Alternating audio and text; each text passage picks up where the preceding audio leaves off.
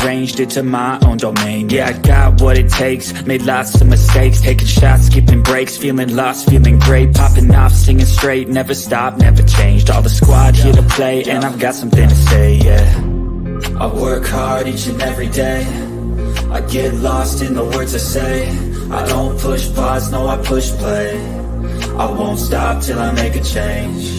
I withdraw on the things I make. I turn flaws into flawless traits.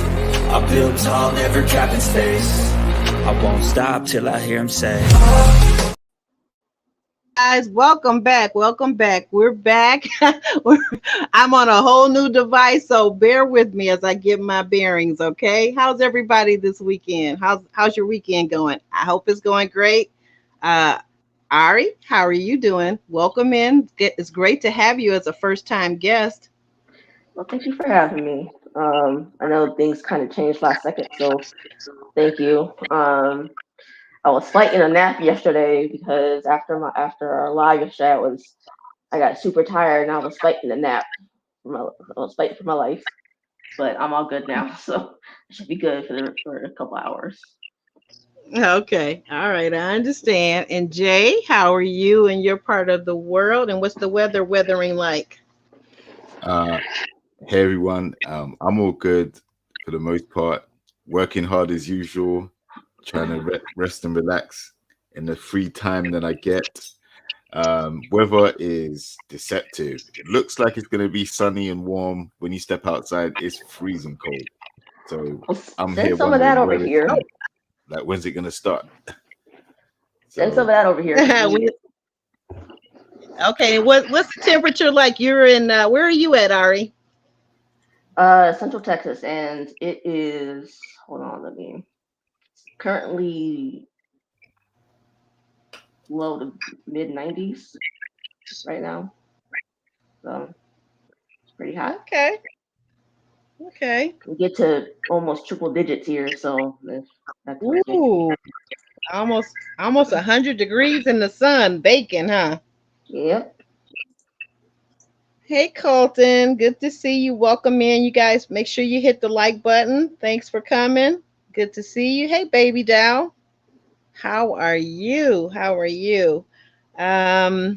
Yep. So well, I guess we'll go ahead and get started. We're doing a little different format today. We're gonna do couples and not scene by scene recap. Okay.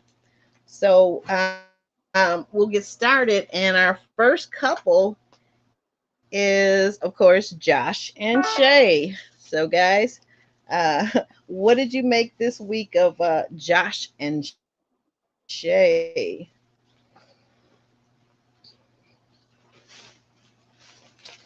Well, don't all go at the same time. I'm waiting. All right. Well, I'll kick it off. Josh and Shay, man, we had the continuation of their situation. Messi Diamond coming in, dropping some, trying to say that giving Diamond a nickname. Yeah, trying to say that Josh and Alexis snuck off for a private conversation, possible private liaisons. Threesomes were mentioned and all this other crazy stuff. So yeah, we're seeing like the fallout from that. Now, I don't necessarily believe it for a variety of reasons. But Shay, after hearing the information, at first got heated, rightly so. Went, sat down, spoke to Josh about it, and came away feeling like Diamond was extremely messy, and if Alexis really had something to say about this, then why couldn't she have contacted her directly? Because they do have each other's phone number. And then that kind of set the tone with the interactions between Shay and Diamond in particular for the rest of the episode. Yeah, it did. It seems as though whatever friendship or association they had that was friendly, it seems like that has been definitely muddied by the accusations that Josh tried, quote unquote, Alexis. Mm. So, yeah. Ari, what are your thoughts on the relationship, friendship, or frenemy with Messy Diamond, as Jay has labeled her now, and Uh, Shay? well, to kind of start off with just Shay and Josh in- by themselves. Um, I was kind of skeptical of Josh just because, the whole baby situation. Hmm. So, um, Can I stop you for a second? Can you elaborate just a little bit when you say the baby situation? What did that make you feel about Josh or think about him initially? that he really can't be trusted if he's supposedly accidentally having sex with another woman, regardless of if they're his roommate or not. So that's why I wasn't so sure about Josh, and he could still be lying. I mean, he could still be doing that, but you know, JR Hmm. kindly sent me a video that Alexis did like a day or two ago, where she was And then, explaining. yeah. Yeah, Go ahead. she was explaining some stuff, and it didn't all the way make sense to me. So I definitely don't believe her. So at this point, to me, the whole situation is just a he said, she said. So because we can't really believe either one, in my opinion. But for now, I'm willing to more so say that she might be telling the truth. Um, so that is my little thought on that whole situation. Um, as far as Shay and Diamond goes, yeah, I'll just Hmm. be cordial with her at this point because I mean, 'cause I was telling JR on IG that I don't really understand, other than it being jealousy, why Diamond was going through this whole thing of trying to say, well, Alexis told me something, so yada yada yada yada yada. So it's like it's really just messy, and it's really giving off jealousy. So I don't I hope at best Shay is just cordial for the rest of the time that they have. Hmm. But just 2 episodes, but we don't. I mean, in the grand scheme of things, I don't know how long the whole experience is supposed to be. I think it sounds like maybe 2 weeks, but so Hmm. if that, then hopefully she can just be cordial and then just and Um, Diamond needs to like mind her own business. And mhm. ugh, I have never liked her, to be quite honest. Is that Messy Diamond you talking about, or Shay that you never liked? I'm not sure who when you say her. Diamond, Which her? I've Diamond. never liked Diamond. Okay, gotcha. I just want to jump in here real quick and add. I watched the interview, the full interview with Kamisha. Shout out to Kamisha's review that she did with Alexis. And I don't know. I guess I got a different take than you guys did. So Alexis answered, in my opinion, when she did the interview, she answered all the questions that I had, all the questions that were dropped in the chat. And she did say basically the issue with the reason why she didn't contact Shay, and like you said, you're correct, Ari. She absolutely had her number, but she said she tried twice to, if I'm not mistaken, to talk to Shay. Shay didn't want to talk to her. She didn't want to hear anything from her. So, and then there's an issue, and I'm just gonna say this. So spoiler alert, two things. That of course the question is that who on this show are actually real quote unquote couples, real life couples, okay? And the issue was brought up or mentioned that Shay and Josh are not, okay? So maybe it really didn't matter to Shay, and this may be a form of acting. I don't know. I'm just saying allegedly. And the second thing is that next week, spoiler alert again, is that all of this with Shay and Josh will come to a head. Now, which way it's going, I don't know. She didn't say, and if she did say, I wouldn't say. But so I suspect that we might see them exit. That's my thought. Jay, you have any thoughts on what might happen with them next week? Yeah, and more specifically, I have some thoughts on Alexis's video. I mean, okay. Alexis lied to get on the show, so I definitely have to take everything she says with a pinch of salt. Like, she didn't even have a reason to be there in the first place, according to her own testimony. Like, her so-called relationship with Dominique was never real. So then, if you've gone on the show knowing that there's going to be other couples there, but you ain't in a couple, you ain't in a relationship yourself, what are you there for? Are you trying to steal somebody else's man? Because you ain't got one of your own. So that's my first thought on that. Second, if she tried to contact Shay and Shay wasn't interested in talking to her, then that's the end. That's finished. Shay don't want to know. Shay don't want to talk to you for whatever reason.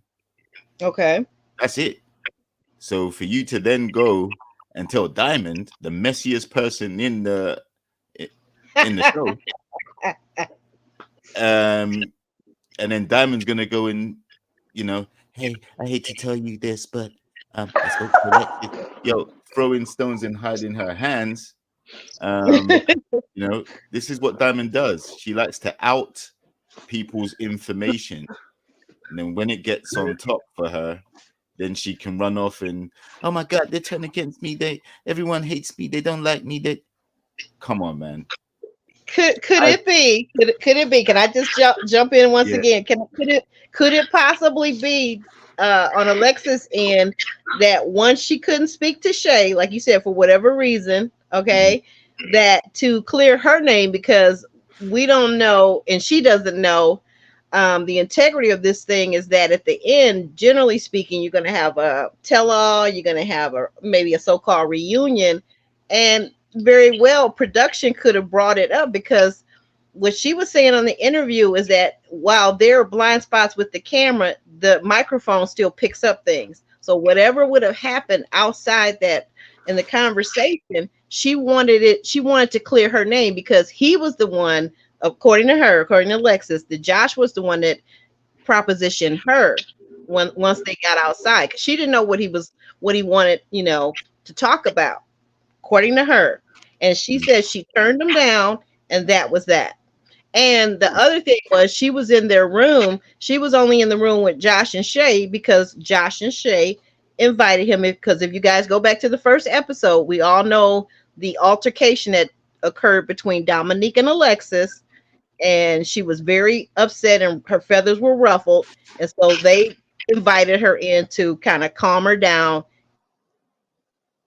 and to talk with her. But this conversation continued into 5 o'clock in the morning. And at that point, that's when Shay fell asleep. Yeah. I do see your point, because I would have left. I'm gonna just say this real quick too, and I'll let you go ahead. I would have left, to be honest, because I always think, and I tell my kids this, the appearance of impropriety is sometimes worse than you doing something bad. You get what I'm saying? So now if I'm in the room with a man and a woman and she falls asleep, I'm out of there. Okay, Josh, it was nice. Thanks for you guys, having me over. I appreciate it. I'm going to head to bed now, because that looks real salty for you to still be in the room with somebody's man, as you pointed out, and you ain't got no man, and you in the room with her man. She is asleep, and you guys are doing what? Talking about what? 5 o'clock in the morning, we should be done talking. And not only that, you only know this guy 5 minutes. you got nothing to talk about. You're not meant to be connecting with someone else's man. And then how does a threesome or a quick thrill help overcome the situation that she had with Dominique? Like, when has that ever been the remedy after a bust up with someone? You're gonna have to ask Josh that question. Only he knows for sure. Well, no, I mean, listen, the thing is, Josh didn't bring it up. Alexis told Diamond. So these two have brought this issue. It wasn't finished when she supposedly turned down Josh's advances, which I highly dispute, but it wasn't just rested there. She decided to hold on to it and then be like, you know what? I'm going to go and tell Shay. Or I'm going to go and tell Diamond. I'm going to go and tell somebody still on the show and cause chaos because I'm no longer on the show. So it keeps me relevant to some degree. Because let's be real, she went out in a blaze of glory very quickly. And then as far as we knew just from the show, we thought her and Dominique were together and they were just a violent relationship. They just didn't get on. Yes, okay. What actually happened was they were never in a relationship in the first place. The whole thing was made up. It was completely contrived by the both of them for whatever reason. Right. So, they did say that in their lives, right after the episode aired. You're right. Exactly. So look, your time is over. You're now on the sideline watching the rest of the couples try and work. And I would also say if Shay and Josh aren't a real couple, I don't know. They've been together the longest out of all the couples, apparently, 12 years. They've been the couple that have connected the most in terms of physical interaction, attraction, sexual chemistry, things like that. None of the other couples have made it to the boom boom room like that. They've had showers together and all this other stuff. So if they aren't in a relationship and they're just two random strangers that have just met and decided to go on the show, they have more chemistry than the couples that have actually that are considered to be genuine.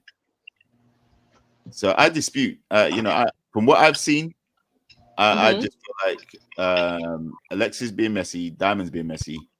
Alexis, I don't know if I can get behind what she's talking about because, like I said, it doesn't make sense to me why you'd even come on the show in the first place when it's for couples who have been dating online who are trying to see each other for the first time.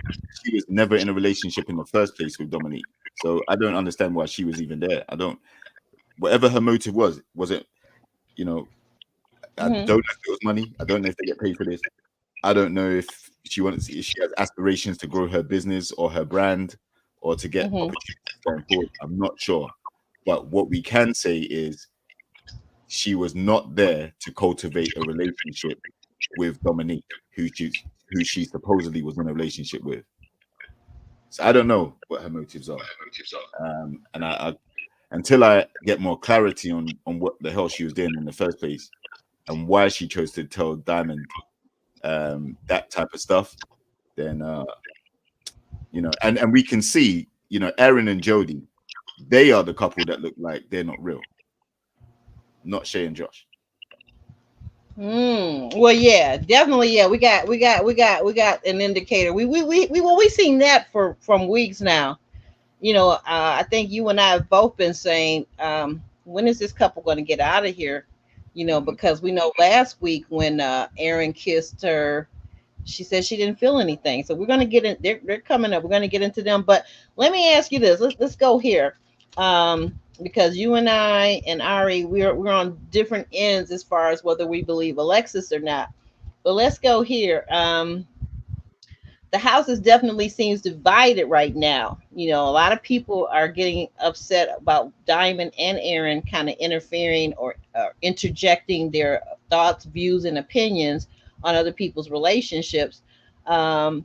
So that caused a lot of rift between basically Shay and Diamond. But what did you guys think about the work? So when the couple was called up and they did their couples work with the Dr. Alley, we found out, of course, we kind of suspected, Shay gets upset and she says typically she would, end things, block Josh from contacting her, and she's basically described her own self as a bit of a hothead.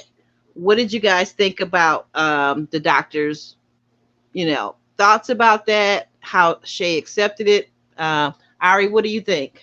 What did you think about that interaction? Honestly, I kind of forgot what the doctor said, but I do. I mean,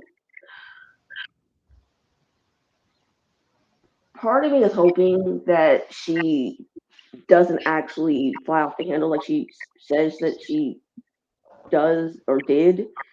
But I think the only reason why we haven't seen her, like, at least do the second part of it, which is block him, is because they're in person, so she can't block him. At least she can't block him to his face. So I mean, she seems to be better in that regard, but then again, but like I said, they're in person, so she can't really block him.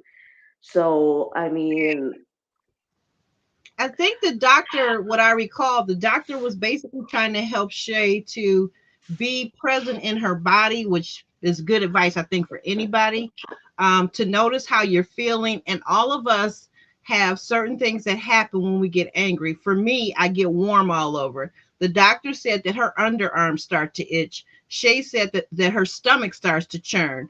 So we all have these prompts that are biological that we don't control. They're involuntary. And so when those things start to happen, to be present in your body, be present in your feelings. And one of the things I always say is count to 10 and count to 20, count to 100, whatever you got to count to before you respond and before you react, and think about what it is you're about to say. And this may have a lifetime effect on you. So like you said, if you're in person, you definitely can't do the block thing very well, right? So if they waited 12 years, I'm trying to figure out why, you should be able to get along with him. As Jay is pointing out, they have the best chemistry, supposedly. You should be able to get along with this guy because 12 years you've been sitting on the phone talking to him and FaceTiming him, right? Right. But yeah, thank you for I completely forgot. No And problem. honestly, yeah, when I get like any Upset? sort of emotion, like strong emotion, Mhm. um, I don't know. I think I kind of disassociate. So I just kind of want to just run away, like, and just Okay. leave. And Okay. my mhm. I'm sorry. Go um ahead. I was gonna say, like, with my therapist, he what he does is he has me like kind of look out the window to kind of and tell him what I see, so that way I can just ground myself. And that's something I definitely I need to like work at doing more. Okay. So, but and maybe that's something she can do. I mean, maybe I don't know, but I mean, I think what the therapist did was a good idea, is to kind of have her count for a little bit and try to center herself, and hopefully that seemed to do the trick. But then again, I don't know if she was like hyper emotional at that time, so I don't know if that actually helped or not. But it, hopefully that she can try that next time. She does feel like she's getting, like, her emotions are getting out of control. So but yeah.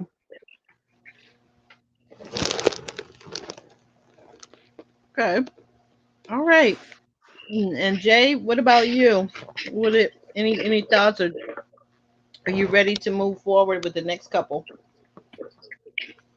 Um, I mean, I'm not surprised that Shay has had lost her temper about this particular situation. When they sat down with the other couples, it wasn't just Shay and Josh that have experienced either Aaron or Diamond kind of interjecting themselves in some way into someone else's relationship. Seems like it hasn't divided the house. It seems like they just turned everybody against them, right? Because when Josh was outside explaining what happened, all the other guys said the same thing, right? They kind of co-signed what he was saying.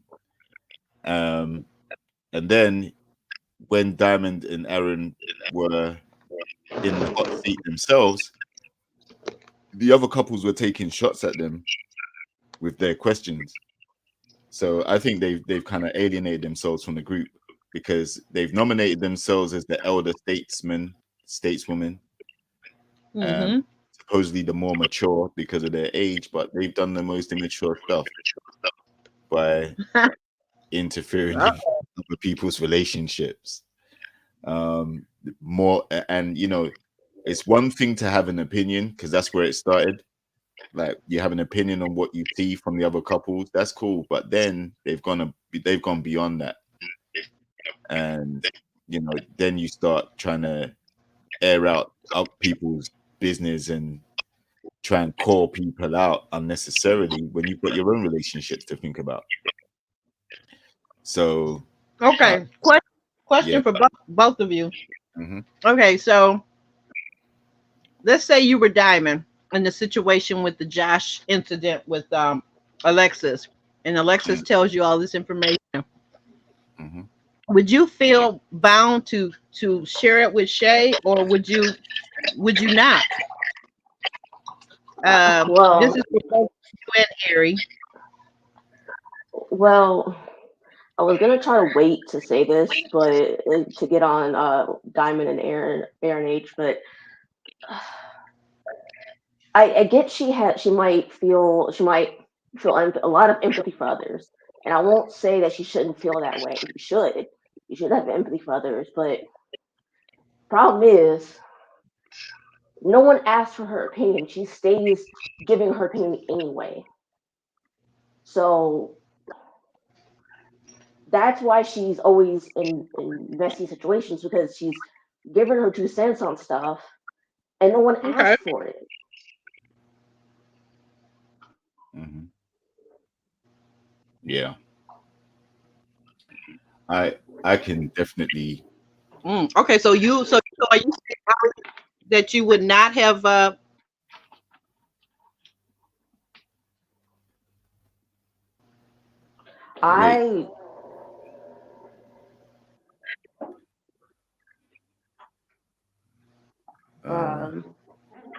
Yeah, go ahead, Ari. I wouldn't have said anything because it wasn't my situation to tell. Alexis should have said something, not Diamond. And I mean, if she felt so strongly about it, Alexis felt strongly about it, she should have said something, or left sent a text message or like a voicemail or something. Say, hey, I really feel like I should share some news with you.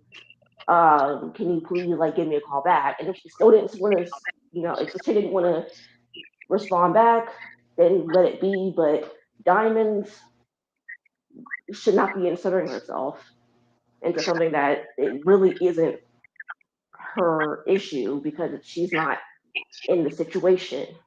I mean, she may have been brought into the situation by Alexis, but it still wasn't her place to do so. Mm-hmm. Okay. Yeah, I agree with that. Thank you for that, Ari. And Jay, what about you? Yeah, I agree with that, because Aaron even said to her privately, there's some stuff you got to stay out of. There's things that you got You can't be getting involved in other people's stuff like that. Even Diamond's own man said that, and she's not listening. But there shouldn't be beefing with other couples based on how strong their opinion is about them. Listen, the other couples are there to get to know each other, and Diamond and her man are supposed to be able to take the time to get to know each other. By getting involved in other people's shenanigans and being messy, you're creating more drama than there needs to be.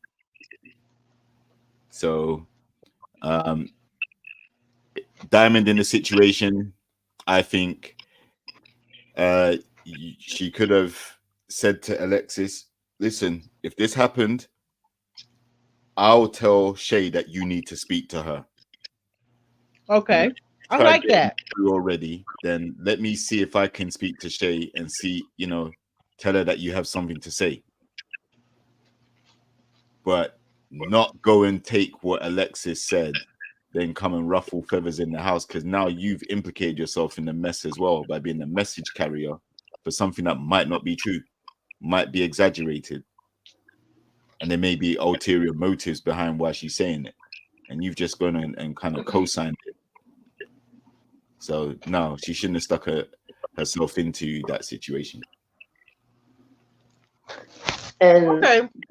One last thing I want to say, if you don't mind. Mm-hmm. No, go ahead.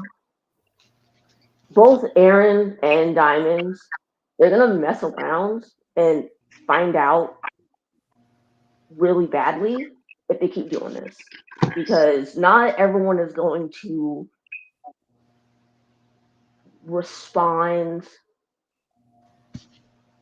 in I don't know if you would call it calm, but in as calm of a manner as everyone else has in the house.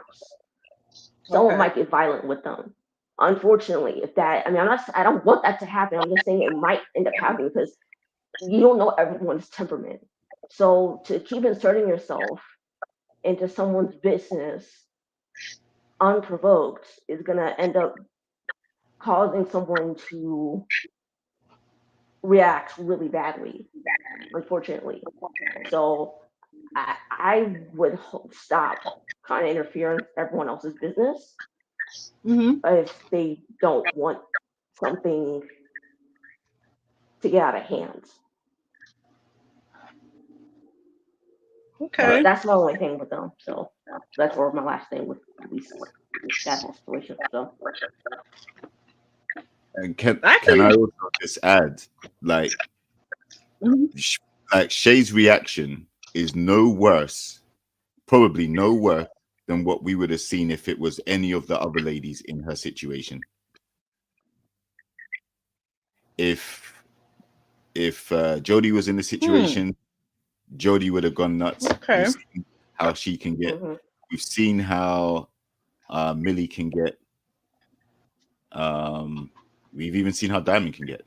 So it's a valid reason to lose your temper over. But Shay, the way she handled it is probably the same way the other ladies, if they're in the same situation, would have handled it as well.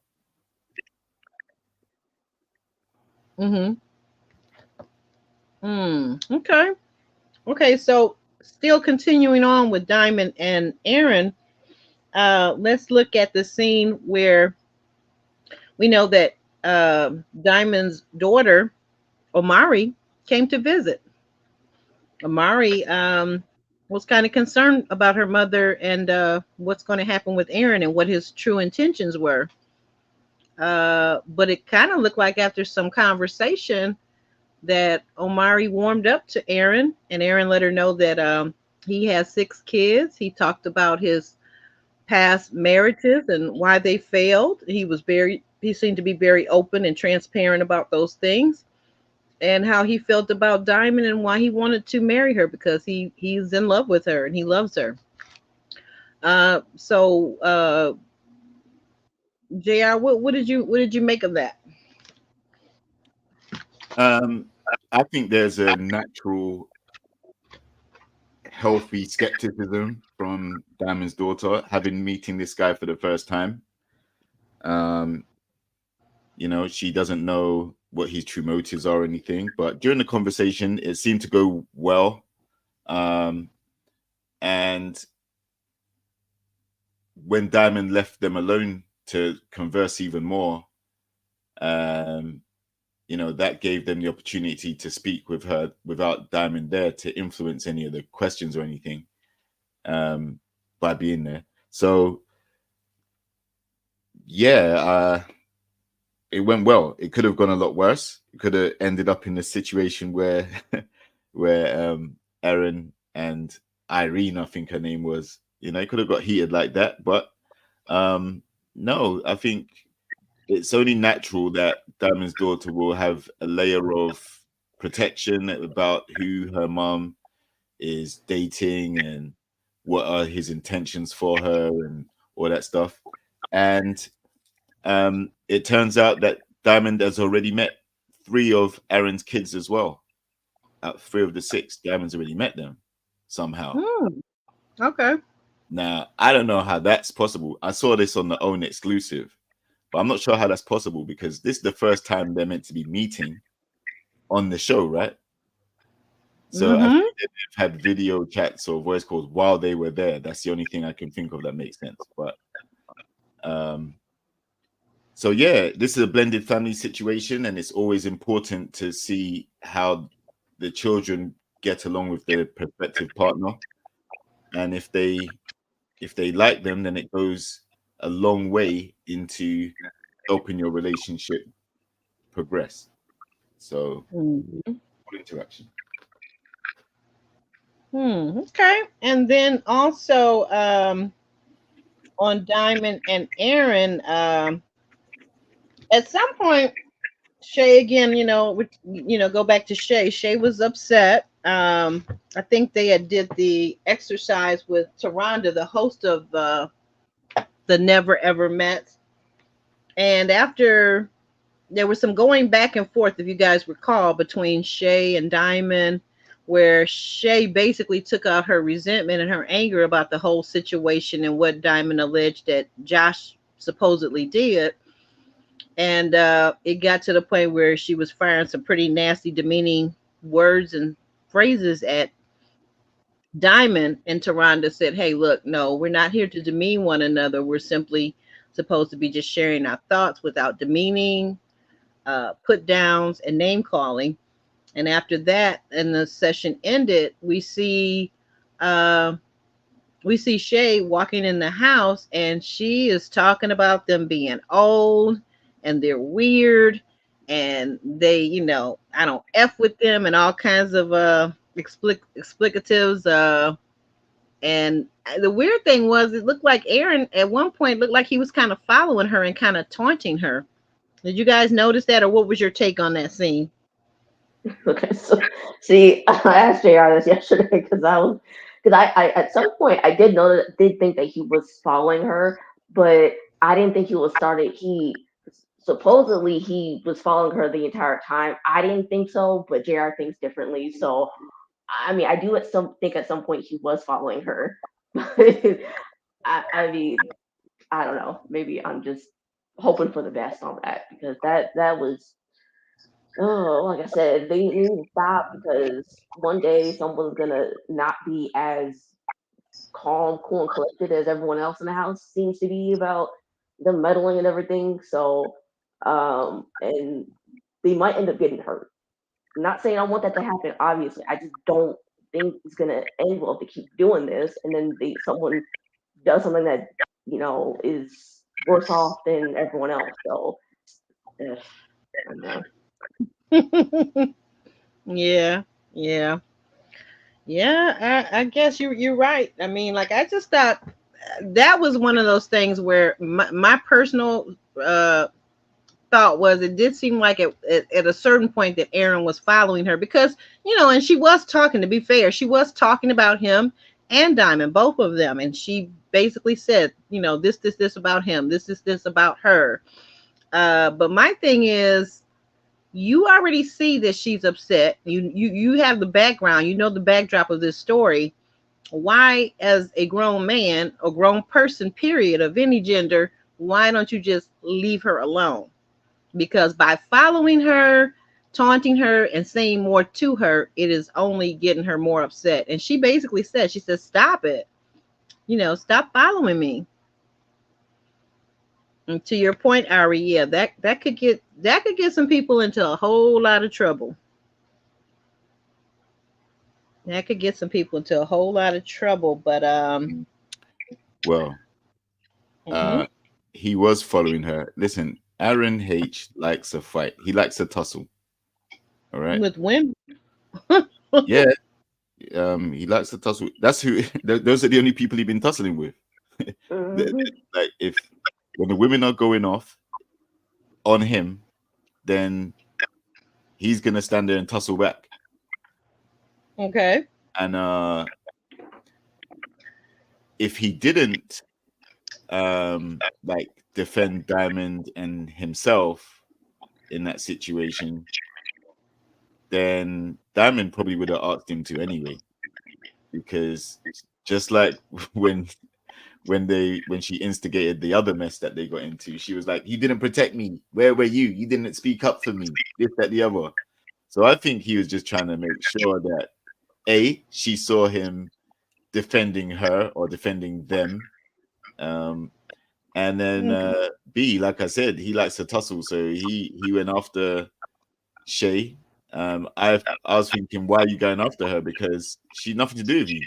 Like, she's heated, and legitimately so, because someone's trying to speak crazy about her relationship with her man and trying to gossip, be messy. So of course you're going to be pissed about that. So I didn't know why he went after her, but they exchanged unflattering comments, and that was it. He turned back and walked off after a while. But yeah, I just think he likes a tussle. I personally, I am not arguing with nobody. Like, no more. If you got anything negative or hostile to say, you better expect to be given the cold shoulder, because if I retaliate, then you're probably not gonna like it. So, I would rather stay peaceful, focus on other things personally. But Aaron is not that dude. Aaron is that dude where you say something, he's gonna come and try and annihilate you back. Well, see, JR, you're wondering why he was doing all that. You remember what I said yesterday about how I felt like he was feeling like I was feeling he was desperate. That's exactly why I kind of said, I think I said that, because there's no reason for him to be doing all this unless he feels desperate to do it. So, like, he feels desperate to stay with her. So that's the only explanation I can give. That's the only logical one I can give. So, I mean, I don't know if you buy that, but hey, that's the only thing I can come up with as to why he is staying messy with Diamond, because he desperately wants to stay with her. Well, we got a comment from someone in the chat, Asia. Hey, Asia, welcome in. She says Shay fell for the okie doke. Shay's feelings aren't fully warranted against Diamond. Diamond should not have told Shay that information, then told her not to say anything. However, I believe the information. Asia, so do I. I absolutely believe Josh did that. Absolutely. And Exhibit A is the baby. And the so-called roommate that was probably his lover. Yeah, I mean, again, you can believe that, or you can say, well, Alexis is a liar anyway, which she admitted to. And if she can't be on the show physically, what better way than to create some drama to keep her name in people's mouth so that she's there in spirit and she still has some relevance. So, that's a thought. That's a thought too. Yeah, like, the thing is, nobody's gonna know. Like, why? I don't understand how Josh is going to have the connection he has with Shay, be frequently hitting the boom boom room anyway. You know, there's no reason why he would want to do anything with Alexis. Absolutely none. She was as far as what she says, she was distressed after the altercation with her and Dominique. Mm-hmm. What is attractive about that? Like, why would you be talking about threesomes and let's go in the hallway and have intercourse where anyone can come out and catch us? We might be overheard doing it. Microphones will pick us up. It's going to get back to either Dominique or Shay somehow. Why would they do that after knowing each other for less than 5 minutes? Because Alexis was on that show for 5 minutes maximum. So it doesn't make sense to me. There's no way I feel like Josh and Alexis' chemistry was that good. They're not even together, but they've just made their chemistry was that good where they're discussing sex and let's do something quickly. They don't have that trust. They don't have nothing. So it doesn't make sense. But you know what? I'm going to tell you something. This once happened to me, and I'm going to use this as an example because I do think that a certain type of man that's low vibrational, that acts like he just got home from the penitentiary and is hoarding everything, food, sex, etc. I once had a neighbor friend of mine that I'd known for many, many years before he got married, and knew the girl, went to high school with the girl that he married, who was much younger than him. Now, when I was talking to everyone and I was supposed to be moving, he waited till that time when he knew I was about to leave to proposition me. Had never propositioned me before, but he figured, well, you know, she's going to be out of here. She'll be in a whole nother state. So maybe I'll just tap that. So men do that. Low vibrational men move like that. And I just, you know what, Tamasha, what do you mean by this? Because Tamasha has a point. She says, I think Shay jumped the gun a bit with the information. She should have waited to gather more details. I would have passed a message to Lex to find out more before approaching, but his reaction told me enough. Tamasha, what do you mean by his reaction? Josh's reaction told you enough? Because that's what I'm saying. Because do you guys remember when Shay asked Josh, he immediately went on the defense, and Alexis was every kind of B, every kind of H. Like, why the vitriol? If you know you're not guilty, why the vitriol like that? That reaction right there was one of the clues I had to it, besides his other behavior throughout his time in the house. Hoarding food, the way he eats, the way he covers his bowl and his dish. I'm not saying anything bad about people that have been to prison that are re-entering society, but, think about it. If a man has been out of function for 12 years, 10 years, why wouldn't he? He's in the house with all these different beautiful women, good-looking, attractive women. I'm going to guess that Josh has a type. He likes sisters with a little bit more melanin in their skin. Alexis had that. So why not? Because beauty is very subjective. And just because some people like yourself may think Alexis is attractive, Josh may not. And like I said, I don't think it makes sense to have waited 12 years, or I can't remember what Alexis's fake storyline was about how long her and Dominique had known each other, but let's just say it was a couple of months. If Alexis and Dominique have been waiting for a couple of months to see each other, Josh and Shay have been waiting 12 years to see each other. When you finally get the opportunity, you go and risk it all to go and have a quick thrill in a hallway while everyone's asleep, and you can get caught in cameras, and it doesn't make sense to me. I don't know. I just can't imagine a scenario where that's real. Who was the artist that made the song that said, he could get caught his girlfriend could come in and catch him with another woman, and he would always say, "It isn't me. It wasn't me." Remember that? Shaggy. Remember that? It was Shaggy. Shaggy. Yeah, yeah, That yeah. ain't just I mean, either, though. yeah, I I mean, think that the issue, the thing that I'm hearing, let me not say call it an issue, because I think it's a beautiful thing, and I love this about you, but I feel like you are wrapping things in your morality and your integrity, and you're dressing up all these men to be the same type of high vibrational man you are, and a lot of these men aren't. That's just what it is. no, I mean, Not all men are walking around here like being faithful to their women. no, I mean that. Like I've said this to you before. Cheating is not gender specific, and No, there it's are not. low vibrational females that may put themselves in a situation where they're around another man, and because they get shunned, they can make things up. We saw that with previous seasons of Ready to Love and everything else. Listen, at the end of the day, I don't know if Josh has got a criminal record or if he was in jail or any of these other different narratives. I'm only saying what I see on the screen. And from what I see, the chemistry between Josh and Shay is where a lot of couples wish they were. So it's not me really looking at Josh and saying he's anything special.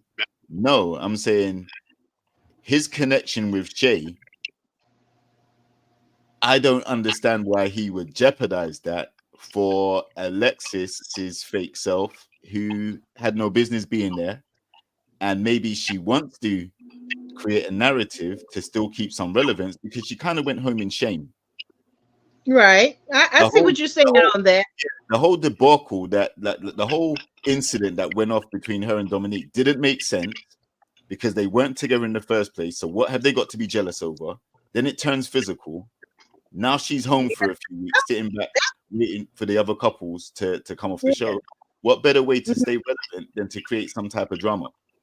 So I get what you're saying, but I kind of see it the other way. I kind of see like you're gonna have like your views as well based on the fact that you're a woman too.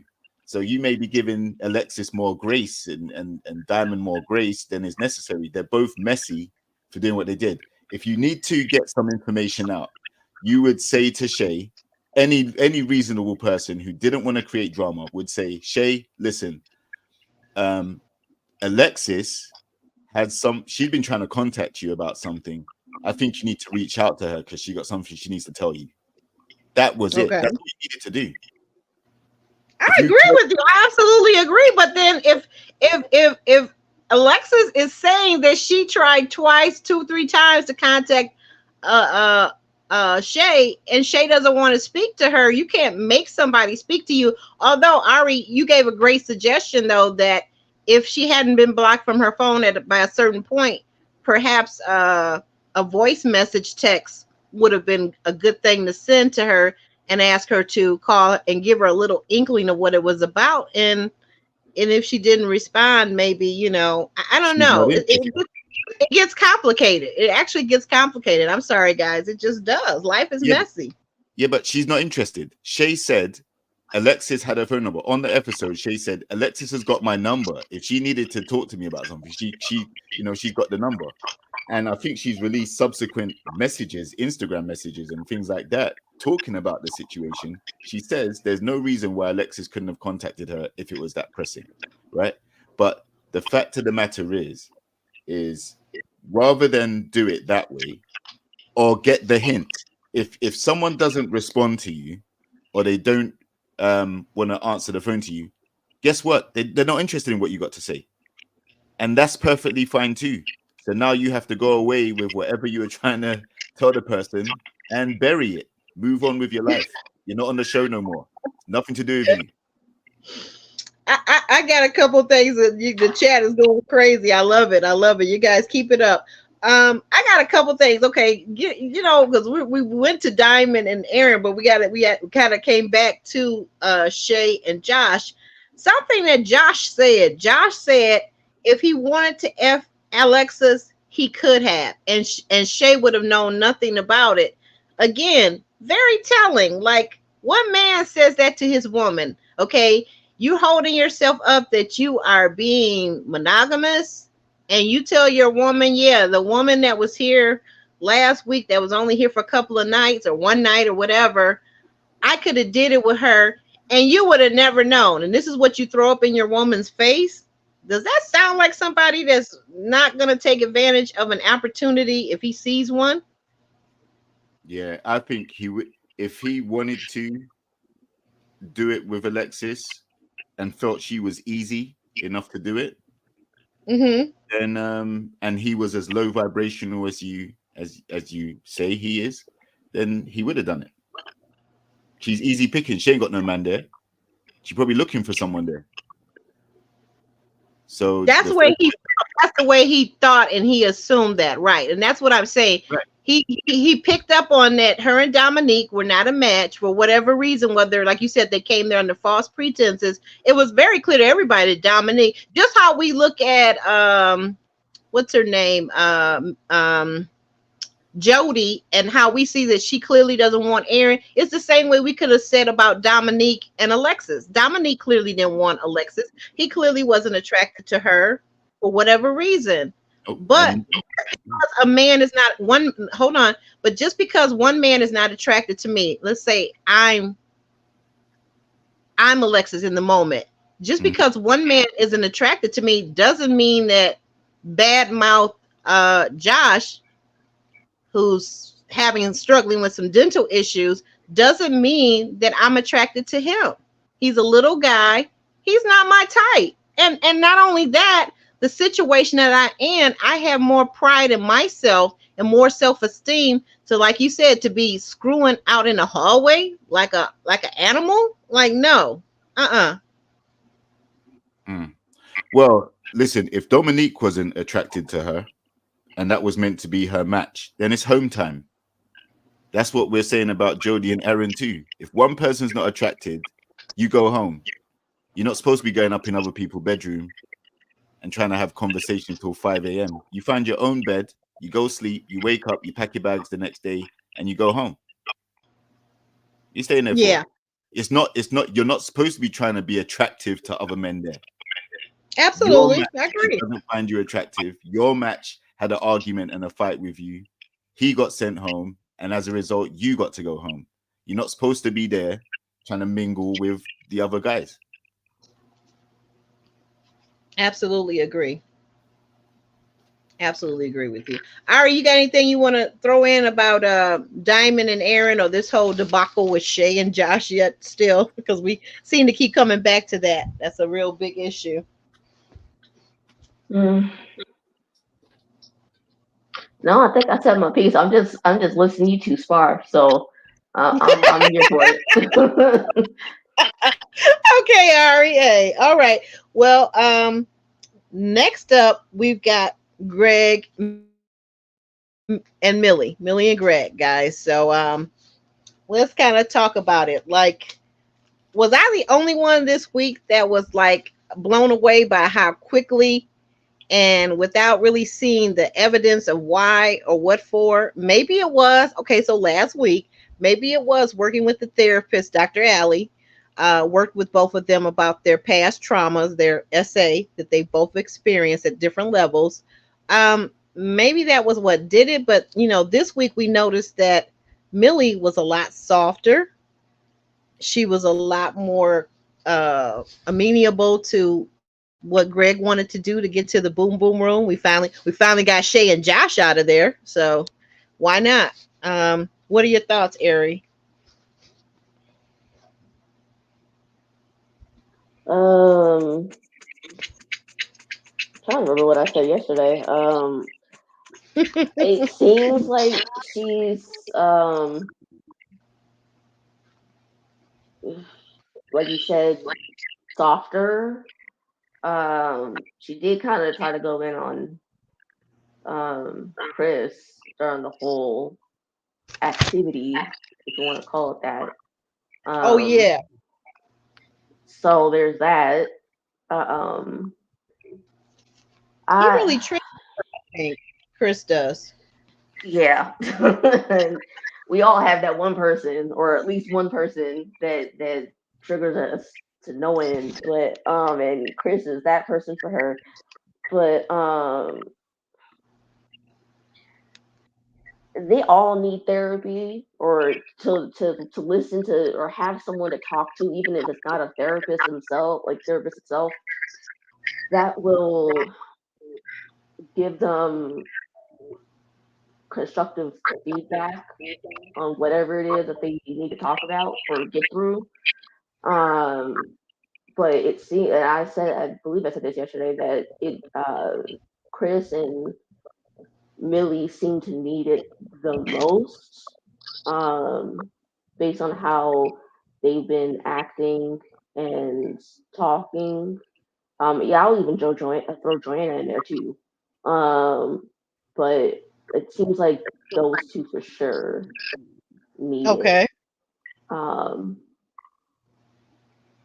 Yeah, that's what I have initially so far for them. Well, they did finally make it to the boom boom room, and it looked like they were going to be there for a while because man, he was taking luggage and bags, and I was like, well, dang, isn't it just an overnighter? Don't you just need like your toothbrush and like Like, are they planning on staying in there like Shay and Josh or something? Because well, what you trying to say? exactly, exactly, exactly. Exactly, Ari. Great observations on your part. And just double back real quick. You were kind of pointing out, I believe, that Millie was still kind of poking at Chris, if you will, when Chris and Sandia were in the hot seat with Taronda, right?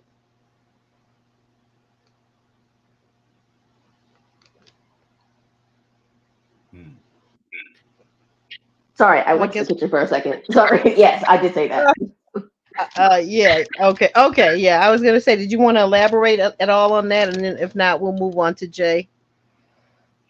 I think she needs to figure out why he's triggering her so bad, because there's a reason why. Obviously, there's a reason why. It's just that she needs to figure it out. Whether that's self introspection or talking to someone, anyone, she needs to figure out why, because that's a whole lot of heat for someone that you said yourself that could never get you in the first place. So, yeah, that she needs to figure out why, because it obviously, he obviously has a problem with how he says things and how he acts. And no one's ever going to dispute that. I mean, if there is somebody, then you need to look at yourself. But it's not solely just because of that. So she needs to figure out why. Like, what is it about him that is reminding her of something or someone in her past? So that's the only thing I can say anymore. Okay. Thank you for that, Ari.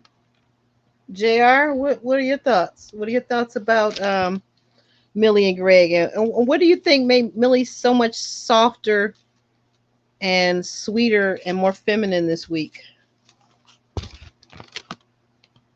I think she just calmed down over the birthday thing, because that was one of the things that made her hot last week.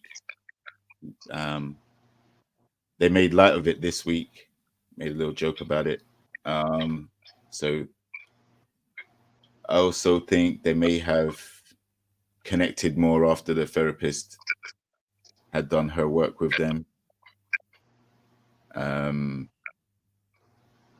the reassurance that he gave her, that, he held her hand and said he's got her back, he's going to be there for her, whatever they go through, type thing, so that she had that reassurance. So I guess that relaxed her a bit for this episode. But yeah, she needs to stay away from Chris and stay out of whatever Chris and Sandia got going on, because evidently it doesn't take much for her to fly off the handle when he's involved. so she don't have to interact with him. It may be difficult to just sit there and focus on your own relationship, but that's what she needs to do. Because the more she flips out, the more Greg's gonna see this, and he has to always be trying to calm her down or talk her off the ledge, or walk on eggshells around her because of how hot her temper is. So she does need to manage that, and the best thing to do is to stay away from Chris and stay out of stay out of earshot of anything he said, because he triggered immensely very quickly. So the Boom Boom Room trip, I don't know how I feel about that, because if she's using it as like okay, well, I think he's earned a little bit of jiggy tonight, I don't know how I feel about that, because it's not a gift like that. No, it's a mutual thing.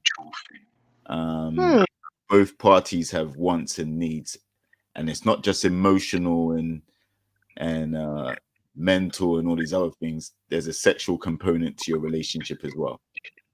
So if it's because you're attracted to him and you feel like it's time, and you're feeling like you're feeling a bit randy, then yeah, by all means. But if you're giving him little crumbs, little nuggets, little cookies to reward for he's been a good boy this week, let me just throw him a little something, then no, I don't agree with that.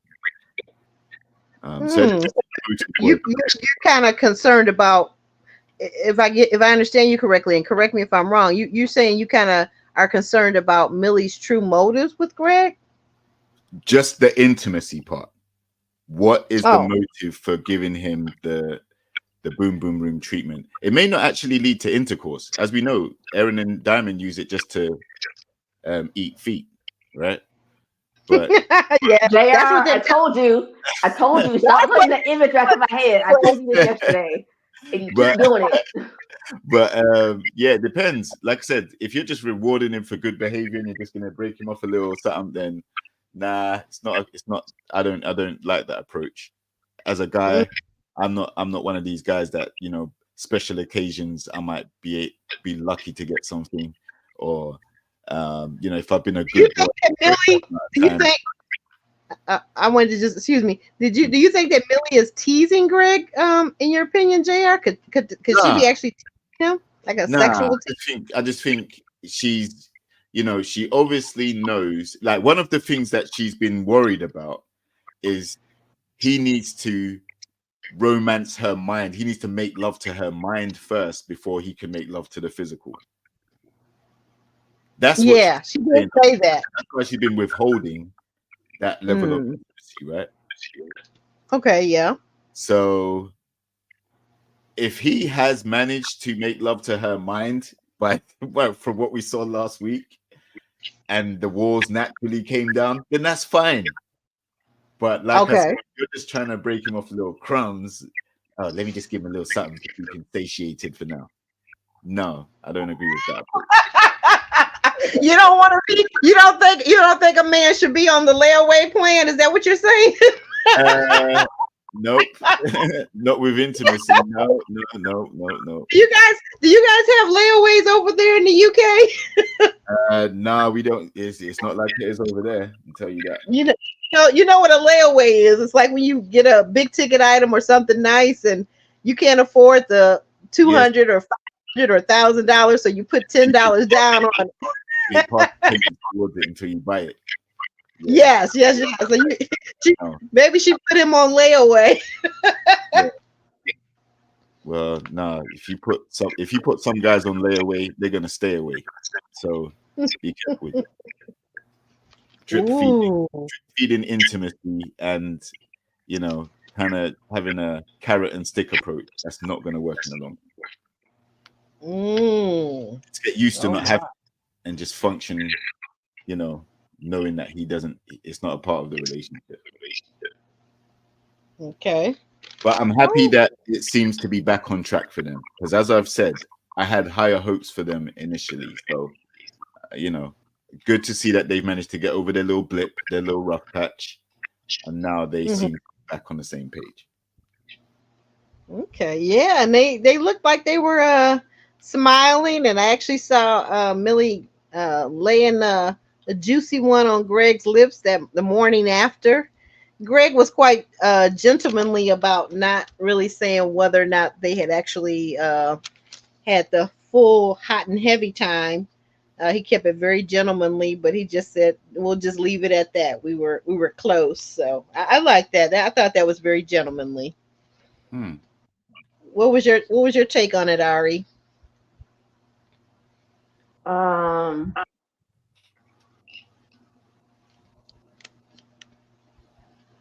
I don't know. I didn't really feel I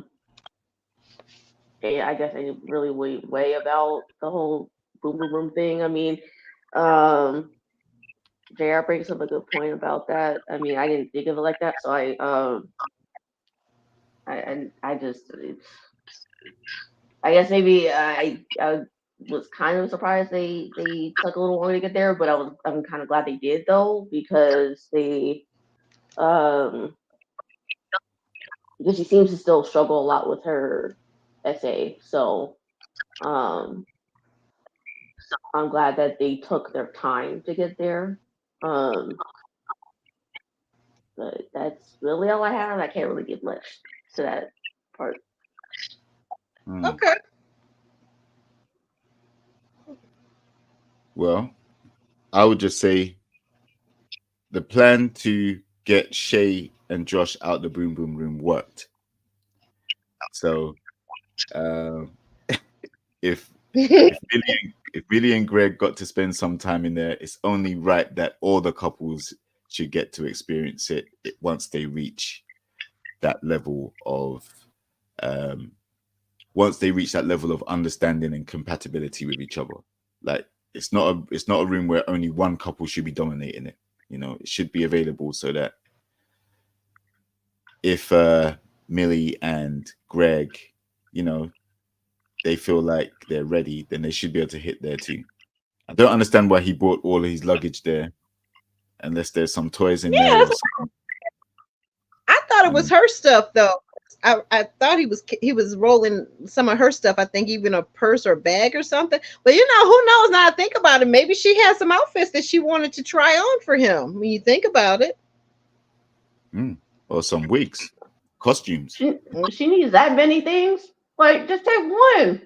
Maybe I'm just there you go. Handcuffs. Like, take one. Like, Jesus, I'm like, come on. Please. Maybe they're planning to move in there. Maybe they're planning to make the boom boom room their little bedroom for a couple of days. Yeah, there you go. Maybe they were going to spend the whole weekend in there. Who knows? Because Lord knows Josh and Shay sure held it hostage for long enough. Yeah, Josh to eat, and then he returns back there. I'm That's the only thing that got. Like, I'm trying to eat dinner now. I'm just like, ugh, I don't even want to think about that boom boom room because it seems very. Oh, you might have to stop eating. I'm about to say something. Down right now, okay? Because I don't know. I think just think about this for a minute. If the boom boom room had a little mini refrigerator and a microwave, they would have never left that room. They wouldn't have to even eat with the other couples. That's true. That is a good point. That's true. Well, hopefully they have a good room service, house cleaning service, because I know that's right. In there's going to be all different types of smells and stains and substances and everything like that right now. You're wrong for that. You're wrong for that, JR. You are so wrong for that. But anywho, moving this show on along. Next up on the discussion, we've got man, my thing is freezing. Okay, guys, it's Sandia and Chris, and even though it's not down at the bottom of the screen, we're on Sandia and Chris. Okay, now it's coming up. All right, guys. So let's go. Sandia and Chris. So we see Sandia and Chris First of all, I really got to talk. We really got to talk about this. Chris said that women are not good decision makers. They're way too emotional. And the host Taronda, she had to let him have it. She was like, women multiply and increase everything they're given. And then he said, but who's gonna give it to you? And I was like frozen when he said that. I was like, what is he talking about? And then he clarified himself and he said, well, you said a seed, you give a woman a seed and she can create and have a whole baby. You give a woman a house and she'll make it into a home. He said, but you need men to do that. And she said, yeah, we need each other.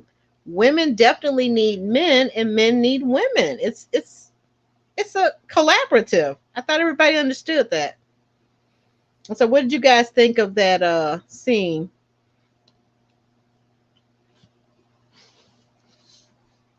Don't You all got jump in at the same time. you got to nominate someone. Oh, okay. Well, Ari, you finish eating? Can you chime in here? I'm still gonna eat him, but I'm not. I don't have anything in my mouth at the moment. So, but on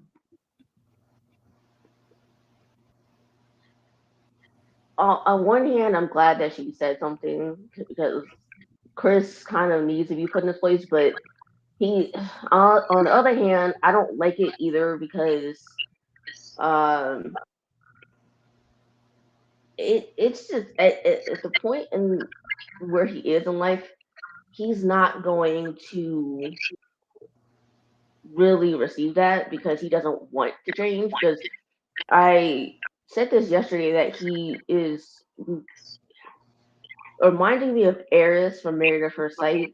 If you know, you know. Oh, And yeah. so and I will say that he reminds me of Eris because they're both holding on very tightly to a hurt that they had.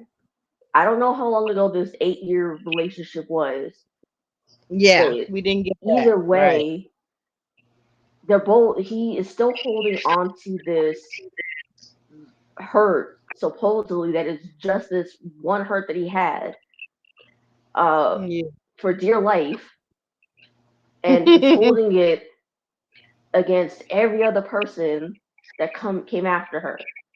And um like Millie said, it's really not that, or I don't even remember who said it, but it could have been Millie.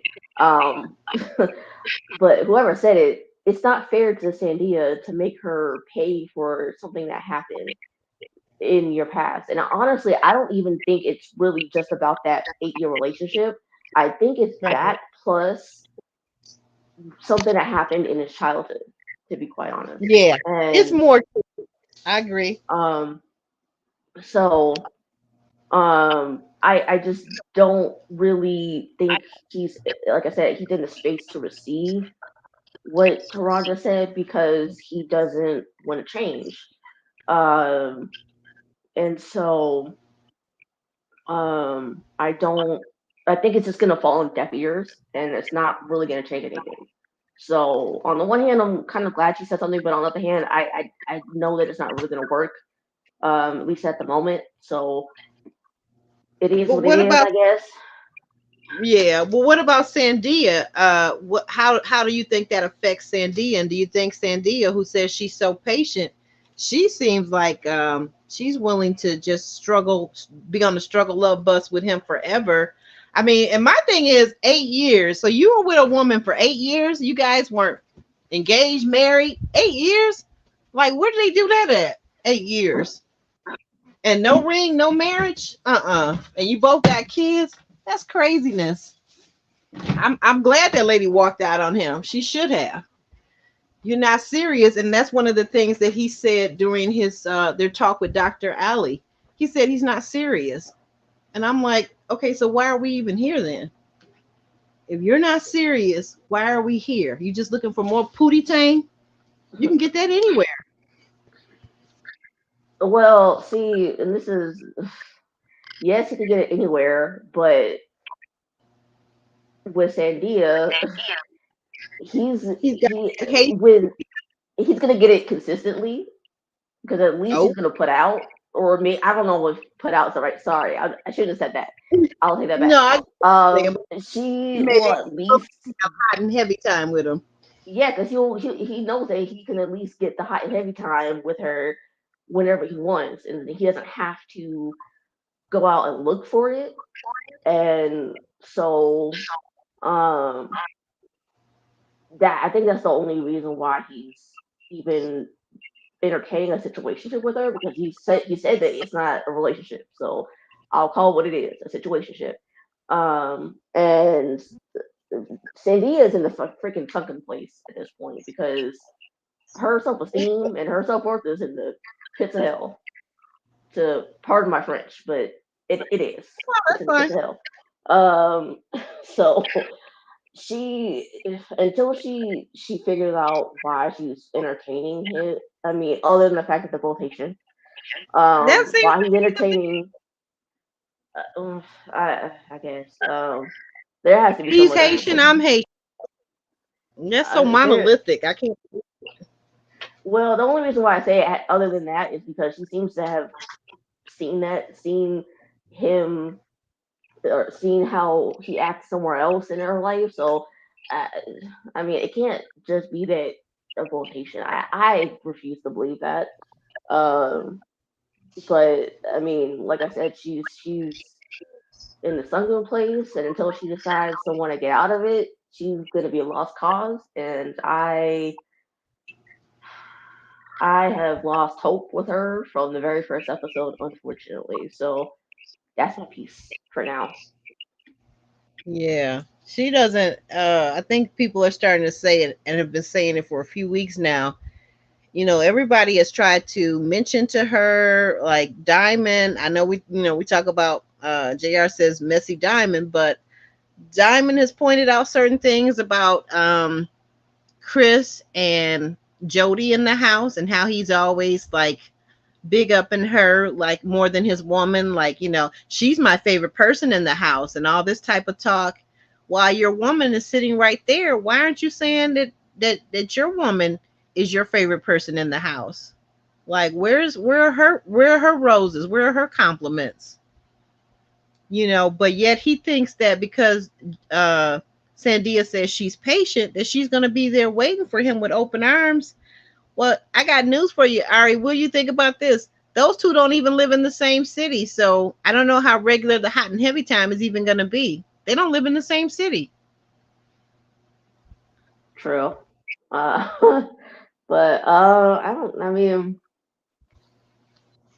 they Maybe. well, no, because they did say that they do be sexing and stuff. So there's that. So maybe, Ah, maybe that satisfies him enough. Enough. I mean, I don't know. the only thing I can make out is I feel like Chris is like a Southern guy from the American South that figures that he's going to pick this woman that has this mentality that she'll be a doormat forever as long as he makes her his wife.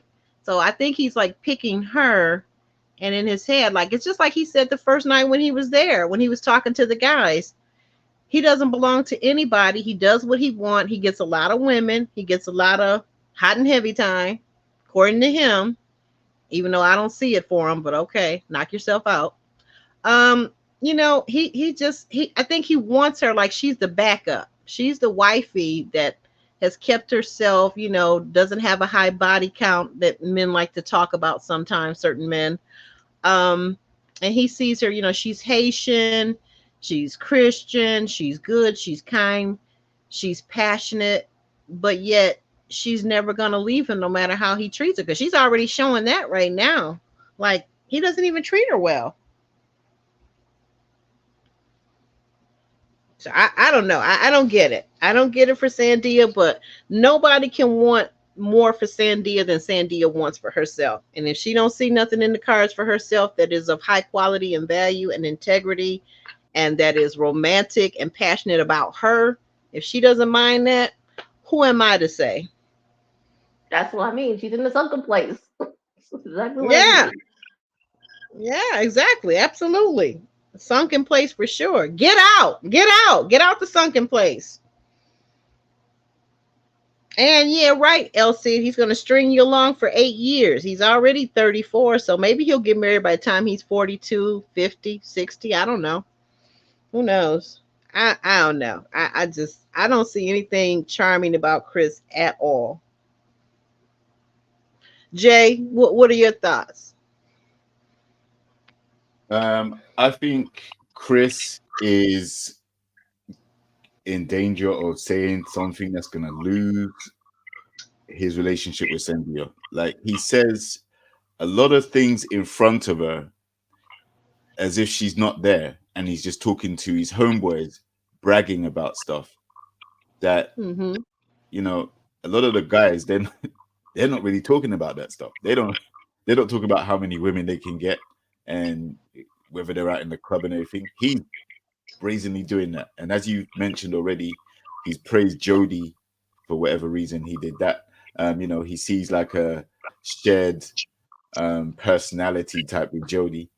Ridiculous. You can't have your girl there while you're doing those things. So I think he's a bit of a bonehead. I think he's very insensitive.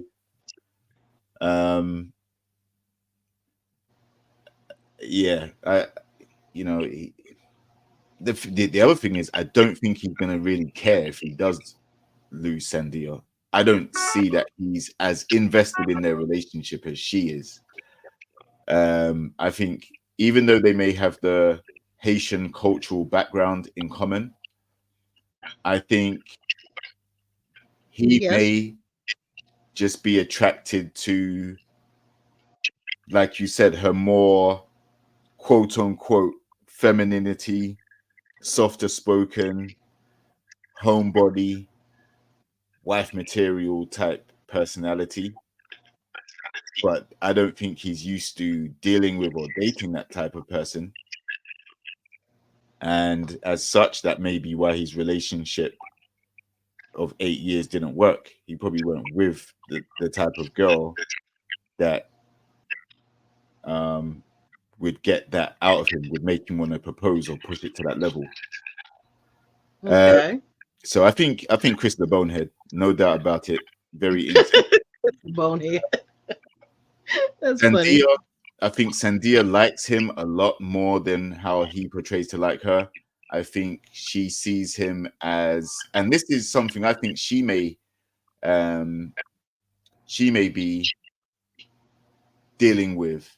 I think in her culture, it may be more acceptable to find a guy from the same background and kind of stick with him, right, no matter what, no matter how good or bad his personality is, because it carries on the culture, it carries on the tradition. Okay. Okay. That makes sense. But to a degree. Yeah, but I just feel like Chris is he's probably going to be the one that jeopardizes that relationship, and I don't think he cares about it if it does go left, Oh wow. And then with regards to the comments that triggered Taronda, I think unfortunately there are a large amount of people who have been raised by single mothers, and any comments like what Chris made, because it's kind of a very trick question. Yes, single mothers have had to do it by themselves and have struggled, and to do everything. They have to be mother and father, they have to be the breadwinner, they have to be the provider, they have to do everything, plus the maternal stuff as well. They've got no one else in the house, no guy. So it's going to trigger anybody who is in that situation or has been raised in that family dynamic. And that's why I think it triggered Taronda like that, because she said where she's from and how she was raised, and she went on to explain. So that's why it triggered. But I think if you're raised in a two-parent household, then you see the benefits of being raised in a two-parent household and probably don't really connect how a single parent can do it all when you've grown up seeing two people do it and share the responsibility. Because I think in an ideal world, those single mothers raising those kids and those families and doing everything, I'm almost certain, obviously I don't know everyone, but I'm almost certain they wish at times they could have shared the load and had someone there with them to raise those kids, to go out and make the bread, to do all the responsibilities that are necessary. Yeah. And give you the one too. Yeah, exactly. So I think nowadays there are a lot of mothers who are single mothers by choice. You know, they don't really want to get into a relationship. They can do it all by themselves. You know, you got the Ebony K. Williams going and yeah, she's right now. Yeah. So, you know, there are that, but like I said, I can see why his comments would trigger some people, because there is a large demographic of people who don't have a two-parent family. So all they know is the single parent experience. And, you know, some people turn out great and are able to break the cycle. Some people carry on the cycle and they still are able to have, you know, great kids and a great life or whatever. And there are some that struggle and they definitely would wish they had someone there to share the load with them. So it depends who his audience is. But what he said was going to be very inflammatory and insensitive to anyone that you know that has come up in that family dynamic. I have a question for you and Ari, if you want to chime in too. But I'm throwing this over to JR first. Just made me think about, now that you're saying that, his ideology is very patriarchal, machismo type of ideology that he has.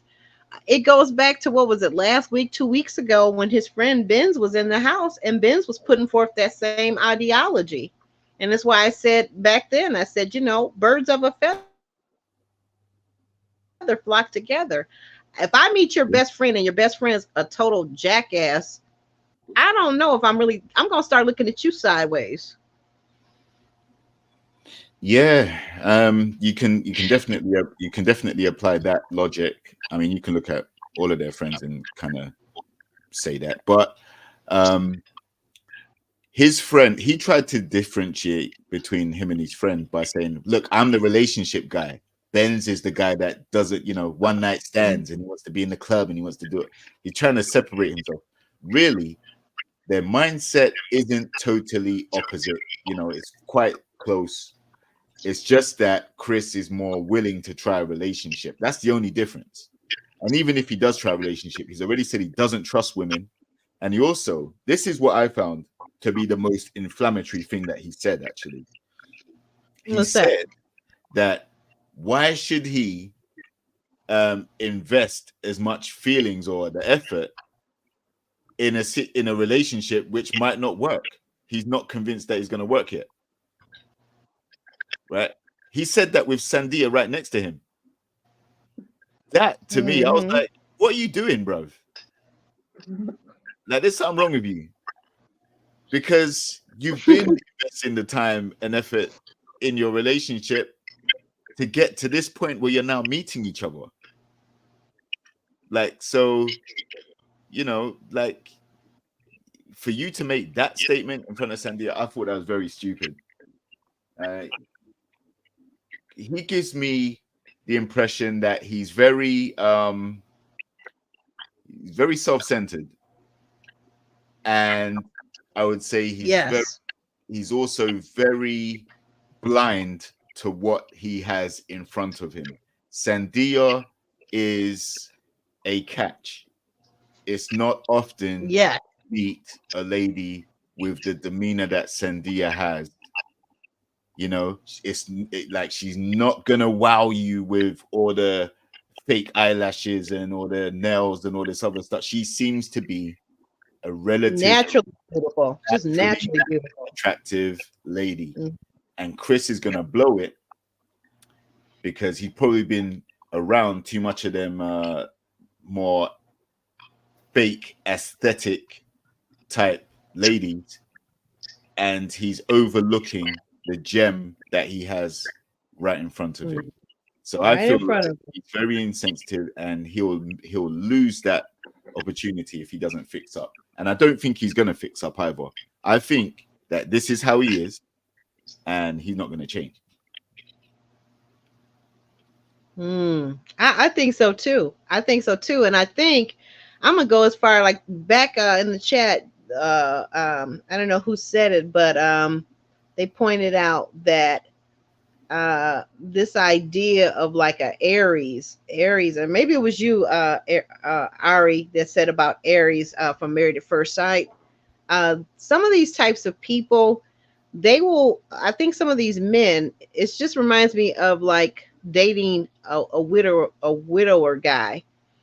Some widower guys, they lose their wife and they spend the rest of their lives moaning to women about, oh, woe is me, I lost my wife. You know, today it's a year ago. Tomorrow, down the road, it's, you know, I lost my wife 5 years ago, 10 years ago. She was the best thing since sliced bread. Meanwhile, they want to lay their head on your alive and warm beating breast. They want to eat your food. They want to hot and heavy time you to death. They want to do all this stuff. And my thing is, like, for whether you lost a wife or a partner through death, or whether that person just left you because you're a jerk, you can't spend the rest of your life now using that as baggage to say, well, I was hurt once upon a time. Guess what? 99% of the human population in the world has been hurt, romantically speaking, but we get over it.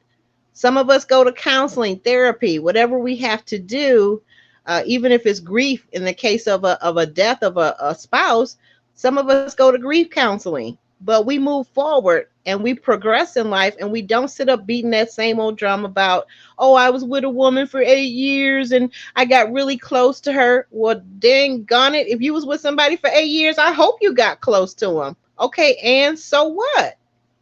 It didn't work out. Grow up, move on, pull up your boots and come on. Like, what's up? But yet you think that men are so great and so rational. What you don't actually realize is that you are the most sensitive person, and that's why you are afraid to deal with Sandia's emotions, because you can't even deal with your own damn emotions. Come on, Chris. Yeah, I would say Chris needs to sit on a bench in Hill. There is no reason, and you've heard me say this about ladies in particular, like Millie, for example, but there is no reason why you should be punishing the person you're with now for stuff that happened to you in your previous relationships. Yeah, like there's no justification for it. Yeah, once you realize yourself, or once someone's pointed it out to you, that, you know, usually the penny has to drop for yourself, really. But once you realize that there's residual anger, hurt, resentment, whatever it is, yeah, it's completely insane and wrong for you to take that out on the next person that comes into your life, because they are not the same person that hurt you. They got nothing to do with it. So he needs to go and sit on the bench in Hill. And I'll also add that if you're in a relationship and there's kids involved, sometimes it adds an extra layer of pain to the separation, because now there's kids involved, and you've probably bonded with that person's kids, or you've got kids together, and now you have to split everything, and you're not seeing your child anymore. So there's an extra layer of resentment there. But either way, it's not Sandia's fault. So I think he needs to wake up, realize Sandia is not like the previous lady he was with. She's completely her own person. She's completely unique, and she's completely enamored and into him. And he needs to appreciate that, because, you know, we live in an age now where unfortunately there's a lot of friction and jostling for position, you know, like who is the prize and what do you bring to the table, and all these stupid rhetoric only going to result in more people being single. Correct. Sandia doesn't espouse those views. Sandia seems like a homebody who is, you know, a very articulate but mildly spoken, soft spoken lady, and Chris should appreciate what he has, because it could be a lot more tumultuous. There's probably 100 more Millies out there for every Sandia, or 100 more, 100 more. What's the other? Because Sienna, there's 100 more Siennas out there for every. Calling me out their name, outside their name, yeah. So he needs to appreciate what he has, especially because they share the same cultural background as well. That should be something that he looks to build on. That's so true, right? So he says. Yeah, but see, that's why I say, yeah, you said it right. So he says, because the actions, as my mom and dad would say, actions speak louder than words. Show me, don't tell me. So he doesn't value her, and I'm glad you pointed that out, Jr. That's a very good point that you drove home, is that he doesn't seem to value what's right in front of his eyes. So, but on to I think if we've all said everything we got to say about that couple, we'll just go ahead and wrap it up with Jody and Aaron. So we opened up this episode and we had Jody and Aaron kind of still, Jody's not really feeling Aaron in that kiss. They sit in the hot seat in front of Tyrande, and Tyrande even asked them, what do you see yourself in a couple of months? And Aaron said, well, he sees plans. He's got plans. He sees a future. And Jody, when she was asked directly, she said, well, yeah, plans. And then Tyrande asked them, she said, okay, well, are you guys attracted? How is that attraction going? And of course, Aaron is like, oh, yeah, I'm wildly attracted to her. When I first saw her, I felt this tingle in my body and yada, yada, yada. And he was getting all hot and, whatever. And Jody was like, yeah, I saw him. I sure did. I saw him. Well, I really felt like he wasn't being himself. He was trying too hard to please me. And that just didn't sit well with me.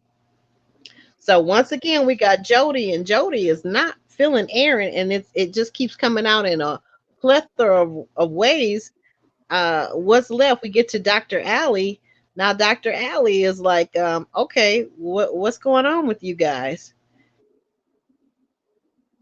Why? And then she turns to Jody, and says, you don't seem to be really connected with his emotions. And Jody makes this comment and says, well, yeah, just because he feels more doesn't mean that I should feel more. I was like, oh my God. So then finally, Dr.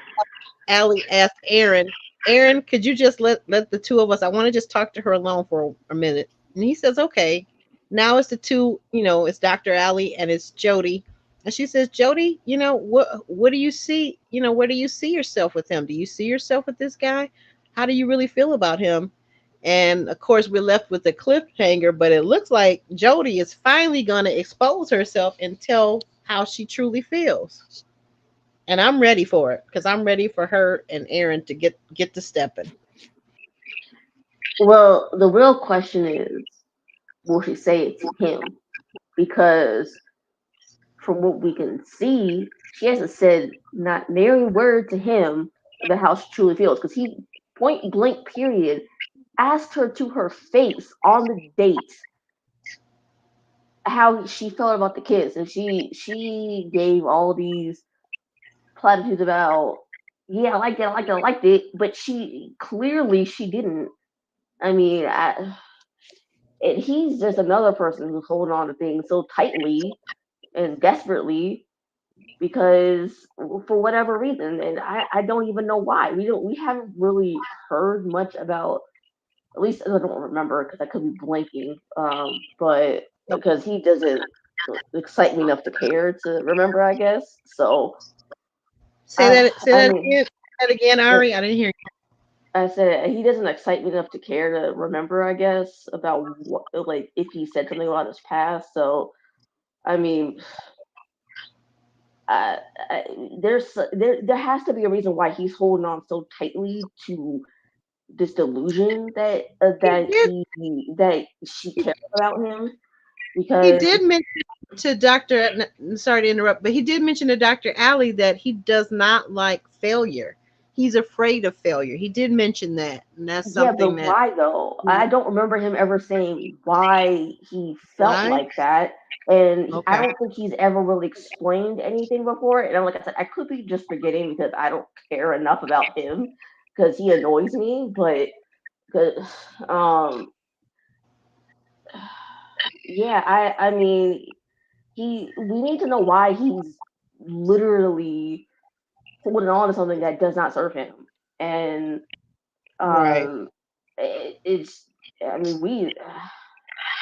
we got a lot of information for Joanna with the essay in and of itself. So that kind of, I think, helps explain her behaviors to some Okay. extent, maybe. But for him, I'm just like, why you hold on so tightly? Why is it that you literally cannot let go of something that does not serve you because, and you're saying it's because of failure. You don't want to be a failure, but there has to be a reason for that, and I Yeah, don't that's a good understand it. point. I want to understand why, but part of me also doesn't really care because at this point, you're holding on to the delusion too much, and it's starting to irritate me. And I'm like, if at this point, I'm just gonna be like, if you like it, then I love it. Then go with God, do what you got to do, whatever. I don't care anymore at this. We're starting to not care anymore at this point because Maybe we should if we could swap partners, maybe we could get Sandia and Aaron J together, and because they both seem very long suffering and both seem to be very mild mannered and very caring people. So well, he's stuck on Joanna, so I don't think yeah, that's gonna work. Like, and he Sandia's is stuck on stuck on Chris, Joe. Yes, and he is. Sandia's stuck on Chris, so I don't think that's gonna work. But I Well, mean, it, maybe the investment. Let's look at this. Okay, you wondering what it is. The only thing I'm thinking, and this may not be it, but just for sake of argument, maybe the time investment. Now I forget. Jr. Jump in here if you recall. How long, or in the chat? You guys jump in the chat. How long had Jody and Aaron been seeing each other that never ever met before they met? Was it, 9 months. were they like I'm looking at It was about the 8 to 10 months, website. It's nine something like months. that. 9 months. 9 months? Mhm. So 9 months, that's a reasonable, good size investment. It's not 3 months. Of course, it's not 12 years either. But 9 months, of as Aaron, the other Aaron H said, talking to someone over the phone daily, you could fall in love with that person. I do believe that. I believe that's kind of the premise behind Love is Blind. You're talking to somebody in a pod that you can't see. Nowadays you can do FaceTime and you can see the person, but of course it doesn't match up necessarily to what you're going to feel when you see them in real life. But I'm wondering, I'm thinking maybe if he invested whatever it was 9 months, he fell in love with this illusion or this idea of Jody. And Jody, when she wants to be, I think she can be intriguing, sweet, sexy, all of these things we saw on the photo shoot. She looked very sexy, very good, very attractive.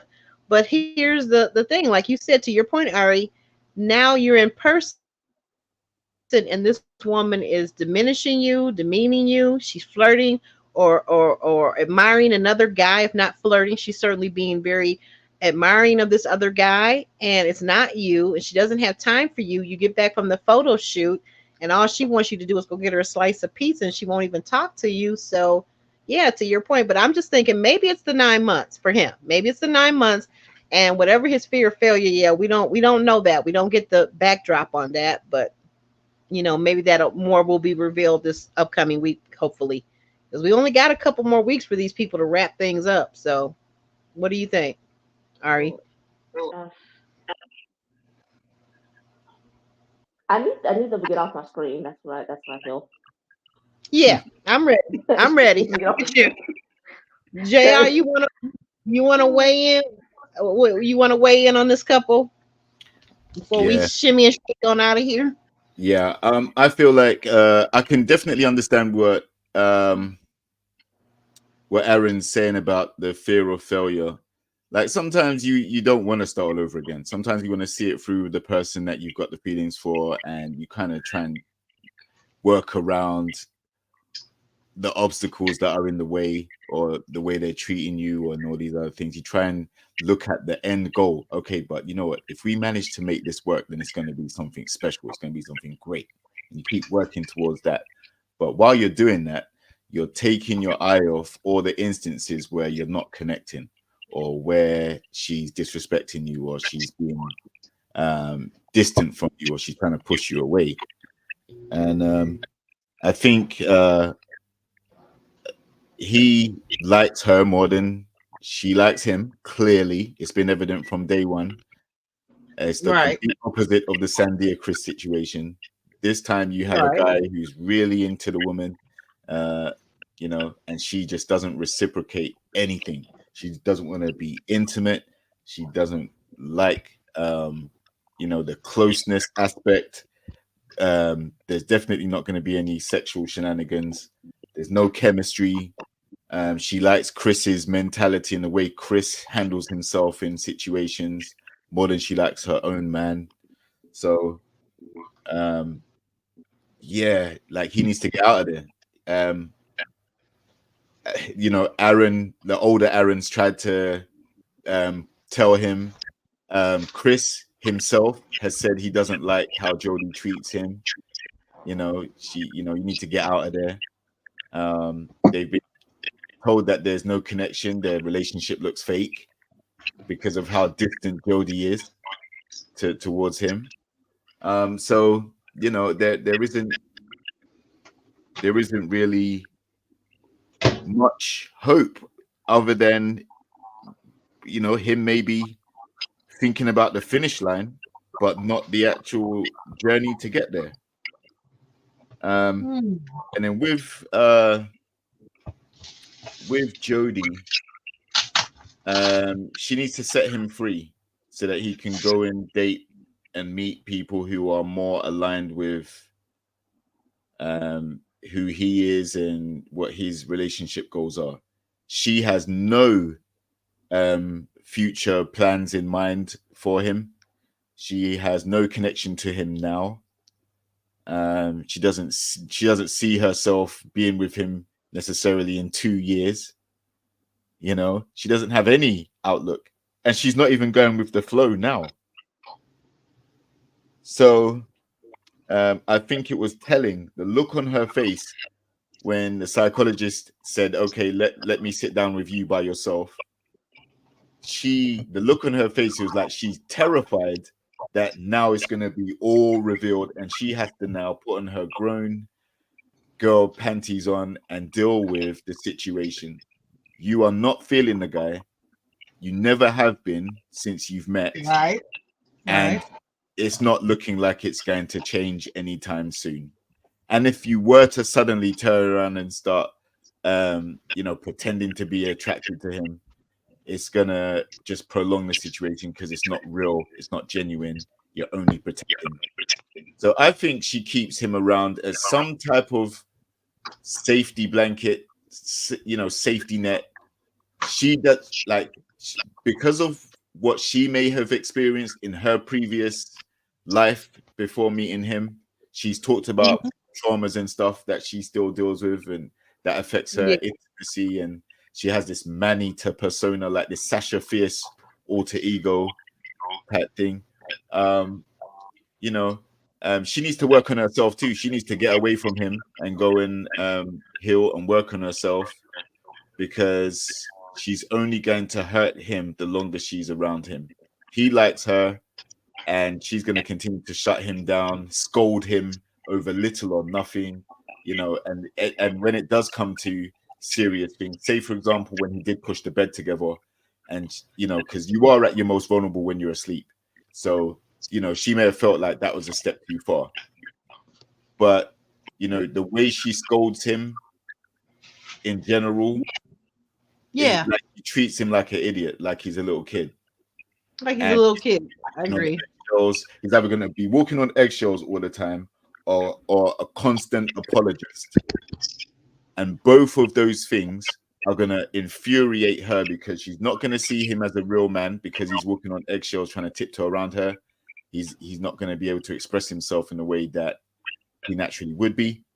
And if he continues to just appease her, she's not going to respect him because she'll see him as weak and she can walk all over him. So it's a no-win situation. The relationship has to come to an end now. In fact, it's not even a relationship.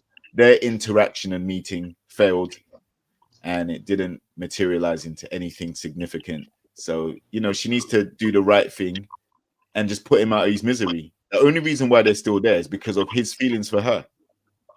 Right. You know, her inability to keep it real and reveal how she really feels about him. But she needs to do that now. She needs to let him go. They've been there like 4 weeks too long. Right. And my thought is, I was wondering for a long time when we saw it really right off the rip that she didn't like him from the first date. But, you know, we had to watch a few more weeks to kind of see what things turn around. And they never really did. There's no chemistry, like you said, between them. She clearly doesn't think highly of him. She doesn't really respect him, which I think is a key thing. Angela Blackstone action. Hold on one second. I got a call coming in on my I think, you know, the thing of it is she doesn't really respect him. And that's the key thing for a man. Typically, most men rather be respected by a woman than even loved. They figure the love can come later, but you've got to at least respect the man, respect his personhood, respect his intelligence, respect him as an adult. Like you said, she treats him like a child. But what I really don't understand is this last thing is when they kissed and she said she doesn't feel anything, why not tell him? You don't have to hurt his feelings or be rude or crude about it. There was a situation many years ago, and, you know, I talked to you about this, JR, in my personal life where a gentleman kissed me by surprise, and it really wasn't what I was expecting, and it didn't really go well, in my opinion. But what I did was I waited a day or so, and then, you know, I was able to talk to him about it and express what I needed out of a kiss and whatnot and whatnot. And since he was unable to listen and didn't want to be taught how to do things a different and better way for me, then I said to myself, okay, fine, no go. I don't play around with that stuff. You can't kiss. Bye. Mm-hmm. You can't be with me and I can't be with you. Simple. Mm. That's the foundation. That's the foundation of hot and heavy time is kissing. Yeah. And that's it. There's no passion there. There's no, listen, as much as he would probably like there to be, it's actually a good thing that they haven't gone there yet, because now it's clear cut. She can't say, oh, you just use me for the coochie, or, you know, you're just with me because of sex or anything like that, because they haven't done it yet. And he hasn't been insistent on getting it either, from what we've seen. It clearly comes down to the fact that she doesn't respect him. She's not attracted to him. And I think from a male perspective, I would say respect is love. Like, we view, like, if we're respected by our women, we perceive that as you loving us. like, for the most part, right? Right, Respect. right. Yeah, so if you're disrespectful to me, you can't actually, you know, you're just giving me lip service if you're telling me that you love me while you're disrespecting me. Right. Like, your actions and your words aren't aligning, as a lot of women like to say, right? You're not going to be telling me you love me and then you're so quick to disrespect me, or you don't care about what I've got to say on the situation. So I know that if you are feeling me, then, you know, you are in love with me, or whatever the case may be. You respect me as well. That means if you ask for my opinion and I give it to you, it may be different to yours, but you respect my opinion and we can move on. But what it seems like is she wants everything on her terms, and she's never going to get that. There's no guy that's going to lay down everything about himself just to allow Jodie to, you know, completely care about her own feelings, her own self, what she wants, what she doesn't want. Like, it's all about what she wants. And Right. that means she's better off by herself. Because in a relationship, you've got a partner there too.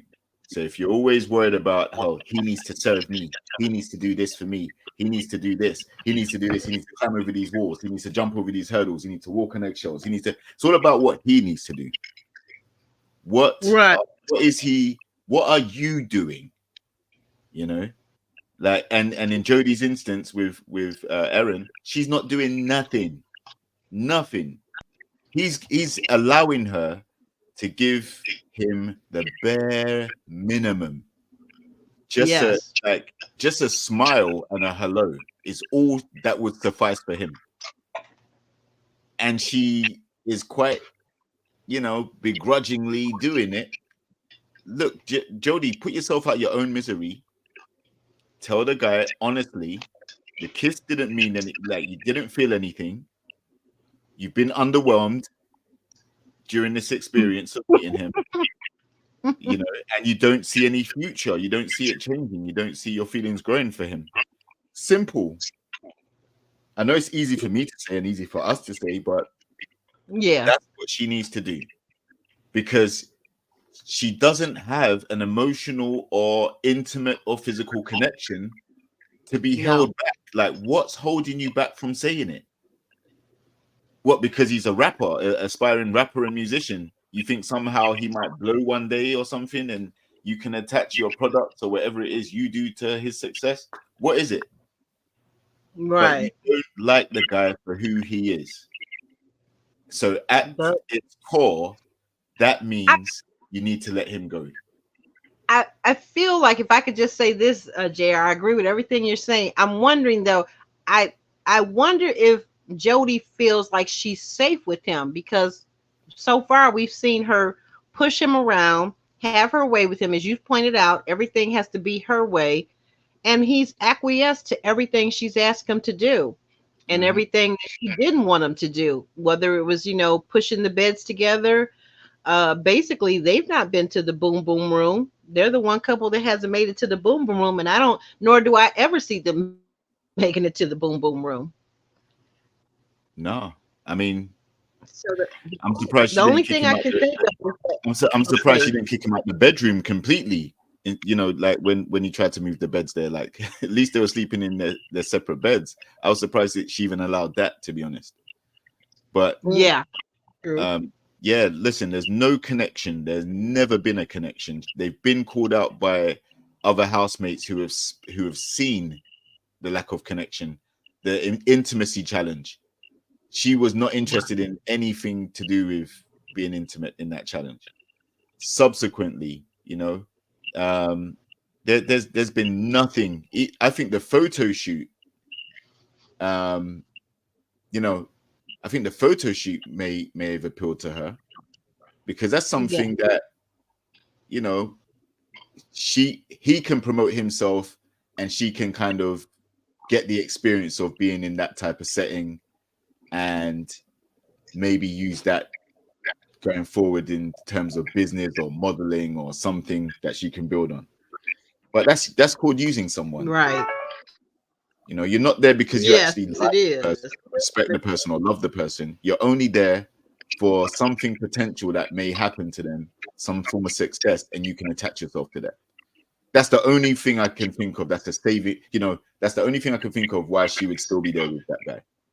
Because there's nothing else. There's nothing. Well, she did mention, now that you're saying that, now that I think about it, she did mention, and she did say to the other Aaron H, she did say that or she didn't say it to him, I'm sorry. She said it while being questioned by Taronda, that theirs was like, she wasn't necessarily looking for a marriage, and that theirs was more of a marriage of businesses and promoting one another. It sounded like what she was saying. So that's the thing. And, you know, but is he happy with that? Because when you look at Aaron, he doesn't seem happy. He doesn't seem he's beginning every day to realize it more and more and more. Of course, people had to point it out to him, but I think in his gut, I think he knew that she wasn't into him, but he just went along with it. But at some point, you got to stop and have enough self-esteem for yourself to say, well, if this person isn't into me, they don't find me attractive, they don't find me a turn on, I think I'm not going to. Yeah. muted. Aubrey. Hello? Yeah, hello. Yeah, you're back. Mm-hmm. Oh, okay. Oh, I'm sorry. You know, I was saying that at some point, you know, if a person is not attracted to you, like, how far can that really go? How far can that really go?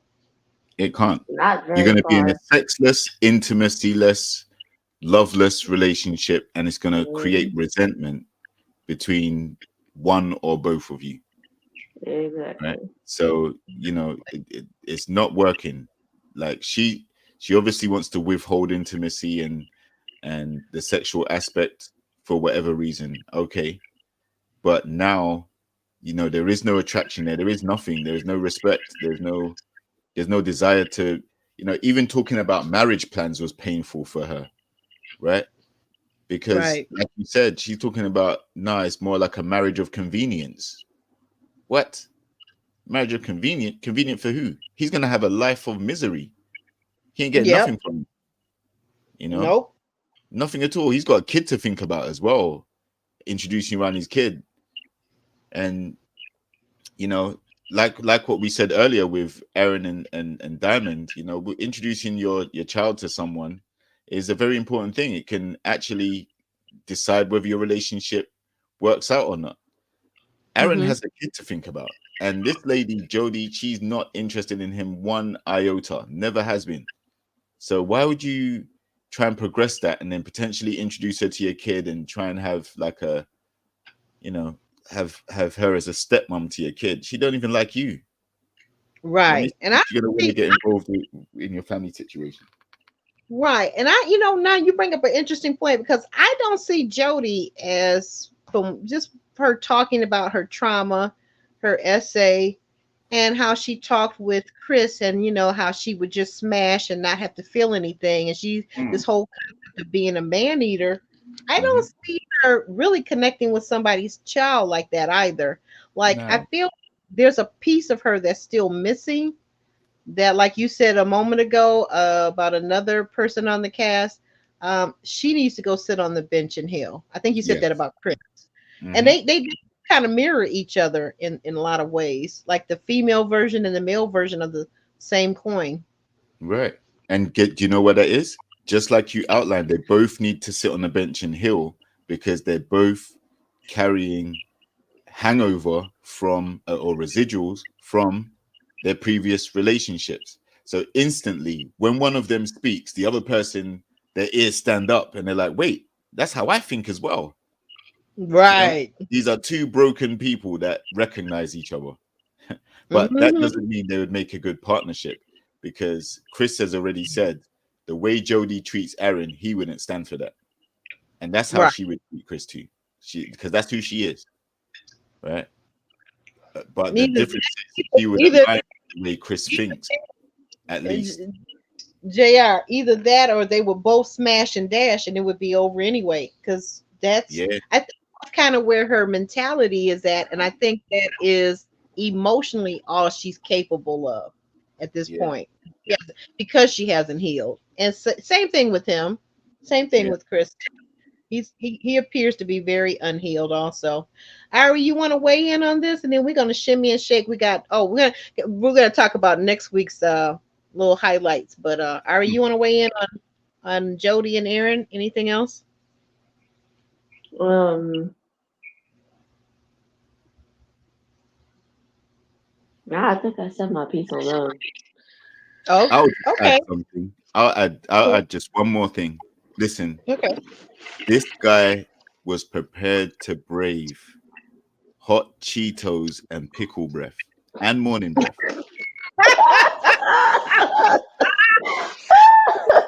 And she don't like him.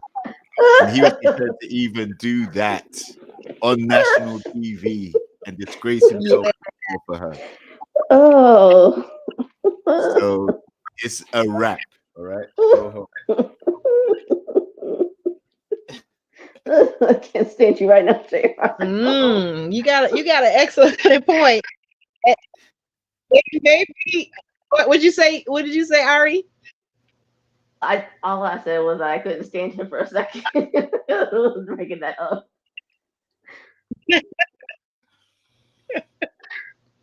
So next week. Yeah, yeah, next week. Let me get that up. Yes, next week. What do we see for next week on the highlights? I'm looking for my ticker Aaron here. is finally proposing to Diamond. That's crazy. Yeah, on bended knee.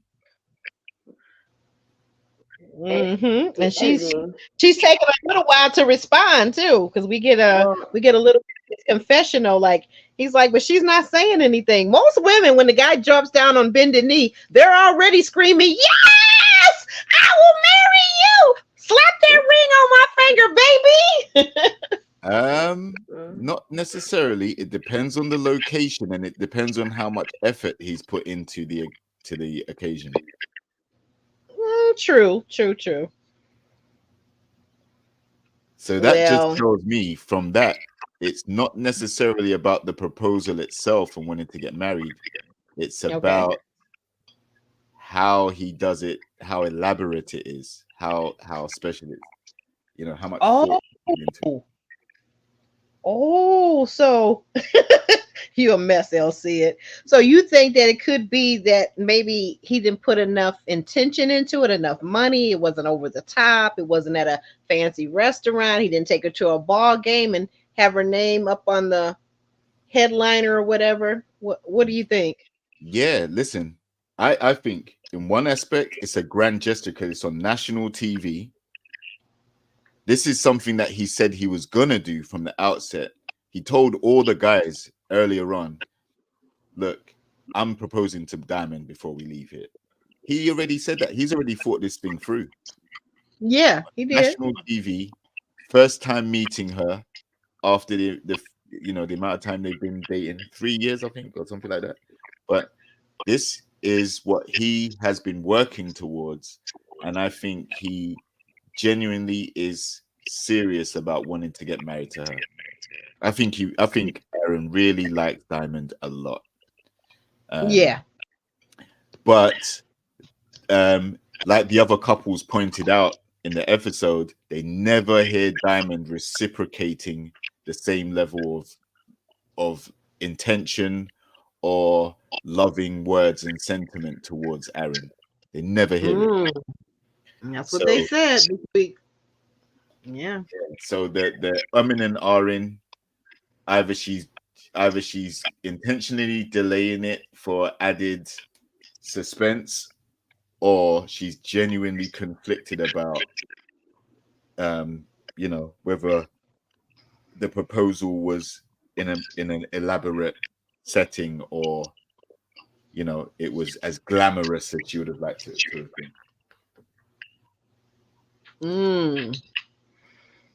I think for me, and I just have to say, I appreciate all the discussion about Diamond and Aaron, but what I can't wait for next week, what I'm sitting on the edge of my seat waiting for, is the Aaron and Jody situation. I want to see how that's going to play out, and because we've kind of been forewarned that allegedly this week coming up, we're going to see more about Josh and Shay, and that situation is going to basically completely resolve itself. I want to see what's going to happen with those two also.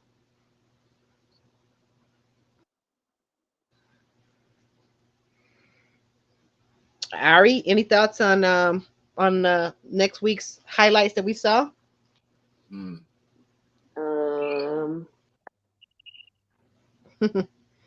I hope she does put him, Jody. I mean, I hope she puts him out of his misery too. But I have zero faith because she said in her solo confessional that she didn't feel anything. She still didn't say anything to him, so she can say her heart's desires or lack of desire to Dr. Ali all she wants, but that doesn't necessarily mean she's going to do anything about it. She's going to say anything. So she needs Mhm. to, but that doesn't necessarily mean she will. But because I do have kind of a little one thing I guess left for them. She is sort of breadcrumbing coming in because she's still there with him. So she's feeding him invisible platitudes by way of saying, well, I'm still going to be here. I'm still going to try to make this work. And she's not. So, I mean, she just needs to hang it up and go. And, This show, I'm gonna. mm-hmm. Oh, I was gonna say thank you for that, Ari. But I'm gonna say this show. One thing this show has been very good about, even though this couple did get a long reprieve at it, I think this show has been very good about helping these couples to exit out when needed. And I can see that you got at least one couple exiting. I think that would obviously be Jody and Aaron, and then I could see probably possibly Shay and Josh leaving too next week. Because they gotta wrap it up. We got 2 weeks left. I don't know what the end goal is. If Diamond and Aaron, take everything for the win, so to speak, rhetorically speaking, I don't know, but I do see that the weakest couples are, in my opinion, Jody and Aaron, and Josh and Shay. All that Chris Because I Candia, absolutely not buy. I absolutely did not buy that Josh did not proposition Alexis. I don't buy it at all. Not even a little bit.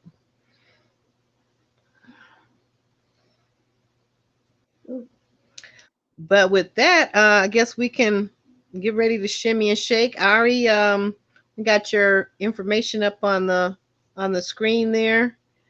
Can you tell the people what kind of things that you cover over on your channel? Right now it's just a Never Ever Met. I plan on reviewing Love is Blind UK when it drops in August. Me and also sort of planned that in August. They still haven't dropped in their date or start date for that. So it's just August as of right now. So, but in the meantime, I don't know yet what I will be doing in between when this ends and then when that starts. But I am open to at least watching something else and seeing if I like it enough to want to cover it. But right now it's just the Never Ever Mets.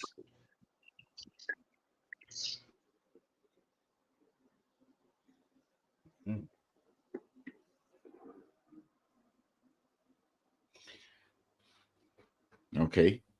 Well, for me, I'm looking forward to the end of this show. Oh, I see. I was on mute because I was asking Ari a question, but go ahead. Let me ask this real quick of Ari. Now you can hear me. You guys can hear me now, right? Yeah, I can hear you now. Mm-hmm. Yeah. Okay, sorry. I guess I had hit it by mistake. Ari, what I was asking you, would you be covering when it returns? Will you be covering Married at First Sight or Ready to Love or both of those shows? Let's say in the fall. Okay, I watched one whole season of Ready to Love, and that was enough for me. So that it's a hard pass on that one. All right. I told myself that I was gonna give up Married at First Sight because of the tragedy that was Denver. But I know they're going back to Chicago, so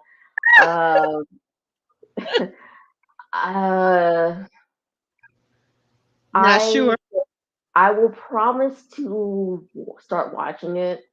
But I cannot promise that I will review it because Montre and them are raggedy over on Married at First Sight. Sorry to say, but they are. If you know what I'm talking about, you know what I'm talking about. shout out to Mika from season 10 because Yes, Mika say my tray. If you don't get this man out my face, I'm gonna hit him in his throat. oh, that was prime Married at First Sight. I will say that was prime. That was the can never be Classic, beat. classic. But Yes.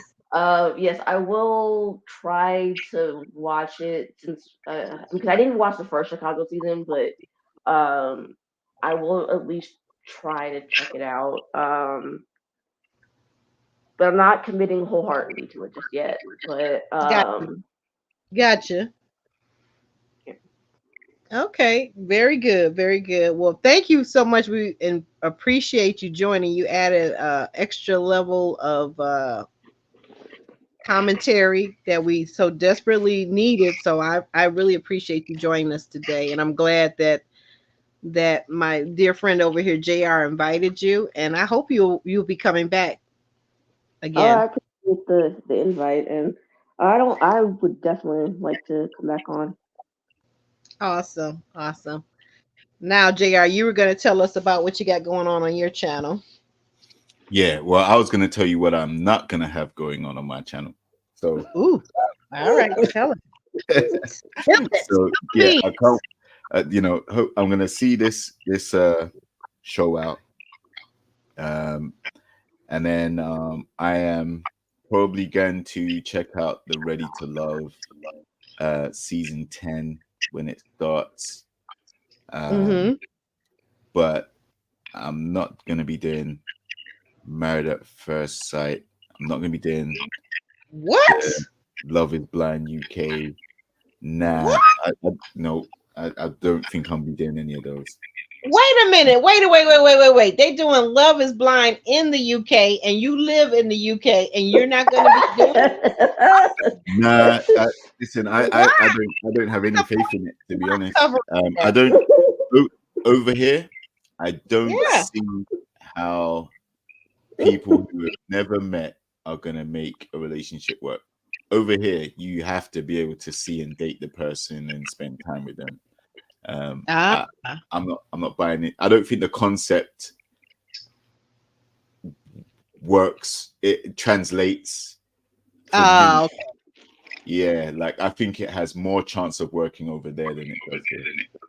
So you would not date somebody in the pod and then come out and propose to them sight unseen. You would never do that. That's a no. That's a no. If I get married, I only want to do it one time, and if I get the opportunity to be able to do that, then it's not going to be on any type of game show where I haven't met the person. There have to be a lot of chemistry on many levels for it to get to that stage. Okay. So I won't be covering those other shows. More than likely not. I won't say never, but I'm not really thinking that they're gonna work. But Ready to Love, when that starts, I'll see the cast and I'll probably watch that and review that. So that's not going to be till the fall, which is going to be around September time. So there's going to be a little layoff, and I probably will need it after to recover from this show.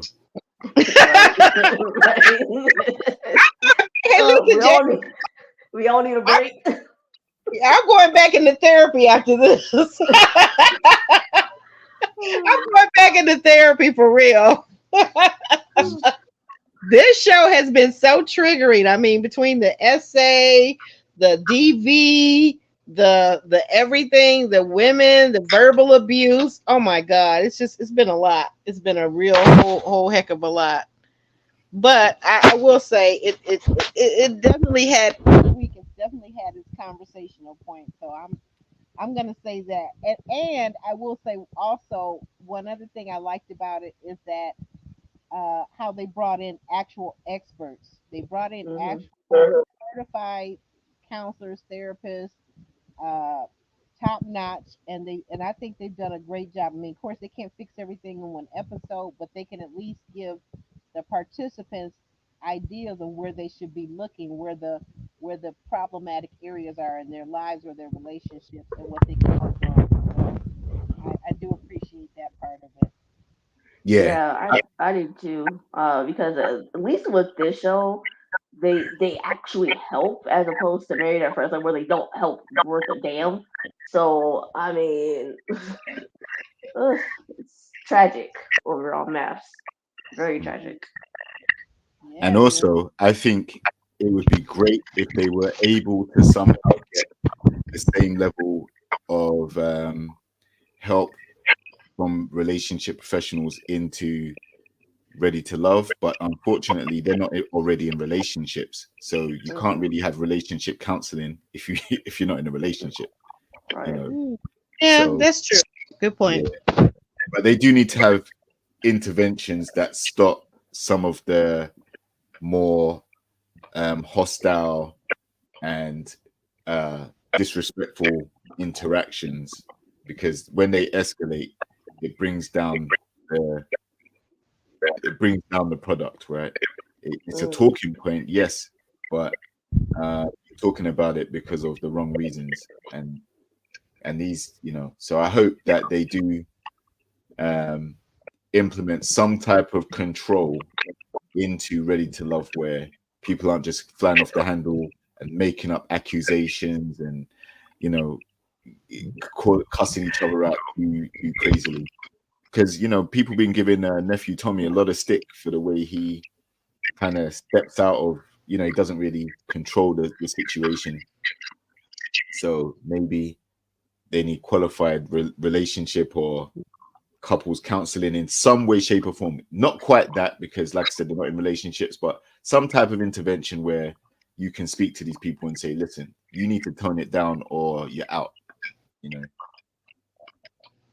Mm. Yeah, absolutely. Well, I think, yeah, definite set of rules and regulations. But what I'm seeing, and I'm seeing this in all the shows that we've covered, like for myself, Married at First Sight, Ready to Love, The Never Ever Mets, For a Hot Second, Love and Marriage Huntsville. I'm seeing in all of these shows, especially the ones that get new people every season, like Ready to Love is a new cast every season. What I'm seeing in Married at First Sight is that the younger folks, the millennials that are coming on these shows, they have no respect for relationship. A lot of times they have very little respect for themselves. And what they do and how they do it is going to be very ratchet. That's what I'm seeing. So I think that something that we said a long time ago is that each one of these reality shows, they owe it to the viewing public as well as the cast members to get a couple of licensed therapists on staff to talk to these people, because coming out of these shows, we have heard the horror stories of how Ready to Love cast members are still dealing with the repercussions of being on the show.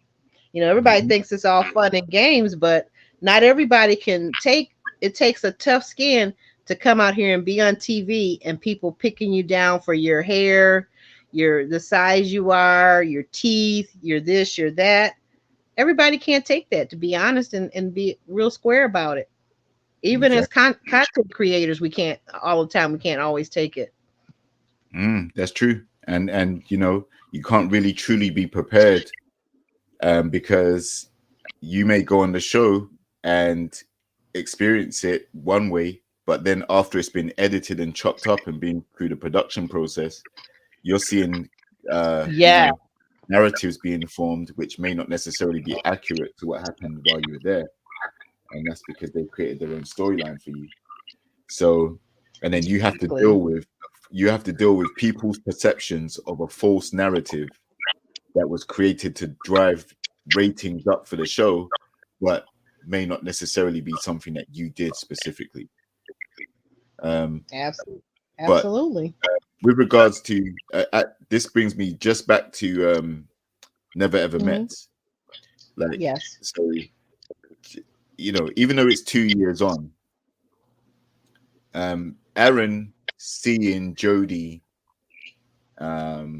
say things like she didn't feel anything from that kiss, and the disconnect, like watching it now in hindsight must Hmm. be quite you know Oh yeah. quite a sore spot for him, a triggering moment. You know, you're watching this show thinking that your relationship might be one way and this, that, the other, and then now you're seeing all these confessionals and you're seeing that, you know, it was never like how you thought it was in the first place. So the delusion, the mind's created an illusion, and now you're back to reality and you're seeing it play out. All of them are watching the show for the first time 2 years later, and now you're seeing all these trigger points and people coming out and you know, trying to make Instagram posts and stuff. So it affects their real life, and we should never lose sight of that, despite how we analyze it. You know, we have to kind of also factor that into what we see and the critique that we get, because they're normal people. Like, I'm sure they're like absolutely. You are so right. Right? So, I agree with you. Oh yeah, like, you know, from probably what 20 interviews or more that we've done on this channel since it started, Ready to Love People and cast members, I've always pretty much come away and Put a Ring on It. I've almost always come away with a much better impression of the person on the interview after.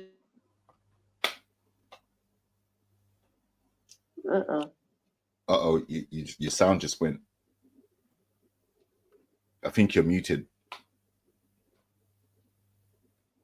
No? Well. At least it's towards the end of the live instead of in the middle of it. Yeah. Okay, guys, I don't know. It's telling me my router, or I'm losing. So anyway, shimmy and shaking on out of here, guys. See you next week. All right. See you next week, people. All right. Bye. Peace. All right.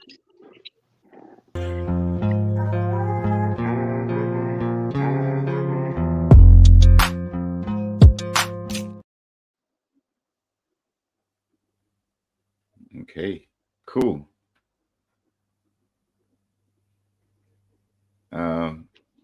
Is everybody okay? Mm-hmm. Yeah. Okay. How did you find the Ari? All right. Yeah. JR, hold on, guys. Hold on. Mm-hmm.